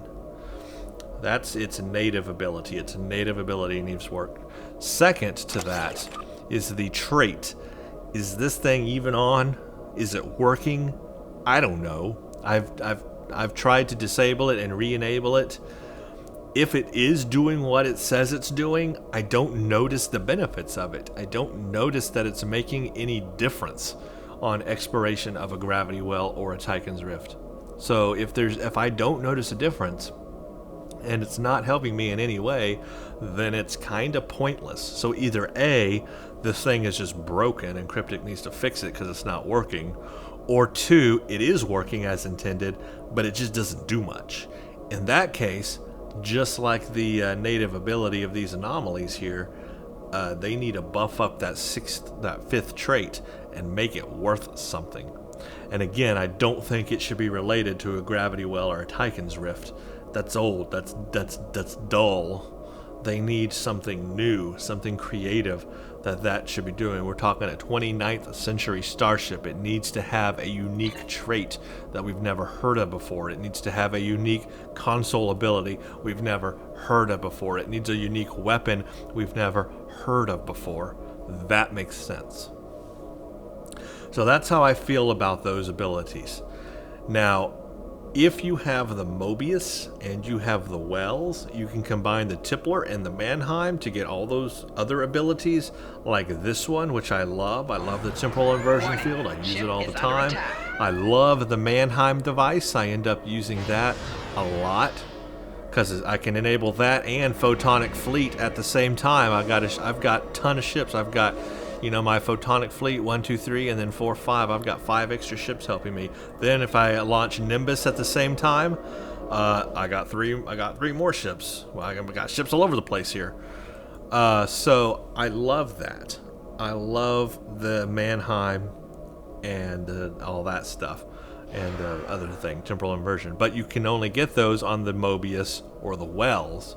So if you buy just the temporal paradox here, the paradox class, you're not getting those. So without those, this ship is not as valuable, is what I'm trying to say. I also like the backstep. That's a very cool ability as well. But again, you don't get those things with this ship. You have to get those from other ships. So basically, this ship is only really valuable when you combine it with sets from other ships. Its native abilities are not that exciting.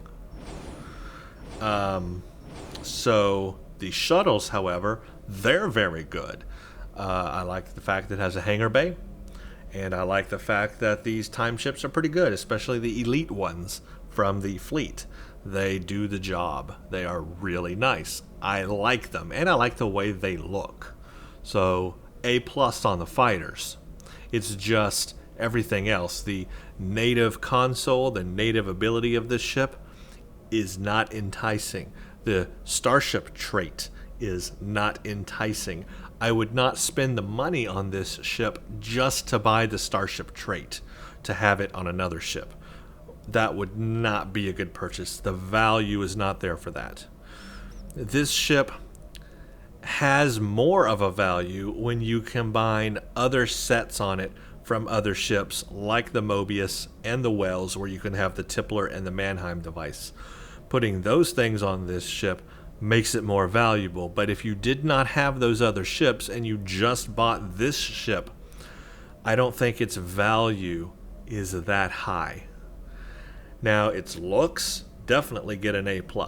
It looks great. I love this look. It's like the Wells, it's like the Mobius. Very futuristic looking, very organic looking, which I imagine might be a direction that they go in the future. It's cool looking, and the skins are pretty good, especially the time ship skin, the time shuttle skin. So it gets an A+ on that. Looks, the hangar bay. But I have to grade its console ability and its starship trait. I have to grade those very low. I just do. Also, its maneuverability sucks. But I know that it's a dreadnought and all that, but we're talking 29th century ship. You'd think they would have figured out how to maneuver a ship pretty well in the future, even if it's a gigantic behemoth in space that doesn't have friction. You would think that they'd be able to have a very maneuverable ship. I mean, is it not just as simple as putting some impulse engines on the side of the ship or the corners of the ship, excuse me, so you can kind of like spin around in a circle really fast. I mean, is it not that easy to do or hard or whatever? I mean, there's no one thought about that. It's like my not understanding why they can't put cannon ports on the sides of the ship, or cannon turrets or whatever to fire torpedoes out the side of the ship. Why just the front and the back? Why are you limiting yourself? You're in space, 360 degrees. You can put cannon ports all over the ship. You can put thrusters and impulse engines all around the ship so that it can spin in a circle and turn around as fast as it needs to. But since you've got inertial dampeners keeping everything inside, safe from being turned into jelly against the wall, you should be able to turn this ship very fast in space. Especially if we're talking 500 years in the future. So I've always had kind of a problem with that. So I don't think that's kind of realistic. I think we would have figured out how to make ships, turn quickly by this point in time. Its maneuverability is not very good. I particularly do like quickly moving ships and fast turning ships. Now, that all said, with all the turning buffs I have, and I've got like 4 of them I've showed you, especially the one with specializations, having pilot as secondary, giving me a plus 40% turn rate, has made the ship better. I have been flying this a lot. I've been grinding the Voth Fortress with this thing and making those tight turns in this ship, and I now enjoy it. At first, I didn't enjoy flying it or playing with it. Now I enjoy it better, but only with those turn buffs. Without those turn buffs, no way. I won't have any part of it. But with those turn buffs, it's okay. It's enjoyable. Now, how does it compare to the Wells class, and is it better? Well, it's a totally different beast than the Wells class, and that's the thing. The Wells class is small, agile, and maneuverable, like I said, so I give that towards the Wells class. This, however, has 4 forward weapon slots, where the Wells only has 3. So the weapons layout can be better on this ship. This ship also has more science consoles. This ship also has more flexibility in the bridge officer seating, and it has the masteries, the technically 5 masteries, and higher hull and shield capacity. So on specs, and a hangar bay. So on specs, yeah, it's better than the Wells. It's not as fun flying as the Wells, but in terms of power and DPS and what you can get out of it in terms of that, yes, it's superior to the Wells. So that's how I kind of have to separate it. On one hand, it's not as fun flying as the Wells. The Wells is much more fun flying it. But this Dreadnought is much more powerful in DPS and power and doing more damage. So that's how I kind of, and tanking better. So that's how I kind of separate the two. So it just comes down to what kind of pilot you are and what kind of ship you actually like. This is not my most favorite science ship. It just isn't. It is up there with some of the best of them, but it's not the best. Now, I actually have a hard time coming up with the best science ship. This one is not it. But I think it could be better and has the potential to be the best if some things were improved on it. And that's pretty much all I've got to say about it. I feel better about this ship now than I did with the preview. This is a ship I could see myself using in the long term. It would not be my most favorite ship again. I'm still kind of waiting to find out what that would be. I'm real interested to try the Krenim Tier 6 science ship and see how it compares. So that'll be an interesting comparison. I am glad I purchased this ship. I don't feel like I've been, ripped off. But I do feel it could be better, and it's really begging for it. Really begging for some buffs. Anyway, that's what I've got. That's my review of the Paradox class Temporal Dreadnought. Thank you all for watching this review. Let us know in the comments if you plan to get this ship or you have this ship, what your build is, how you feel about the ship, flying it, and using its abilities, the 5th mastery trait and that anomaly ability. Do you use those a lot? Do you notice it doing anything? Tell us about that, because those are the kinds of things that really separate ships, especially tier 6 ships, are those special abilities they come with. Okay, so thank you all for watching, and stay tuned for the next one.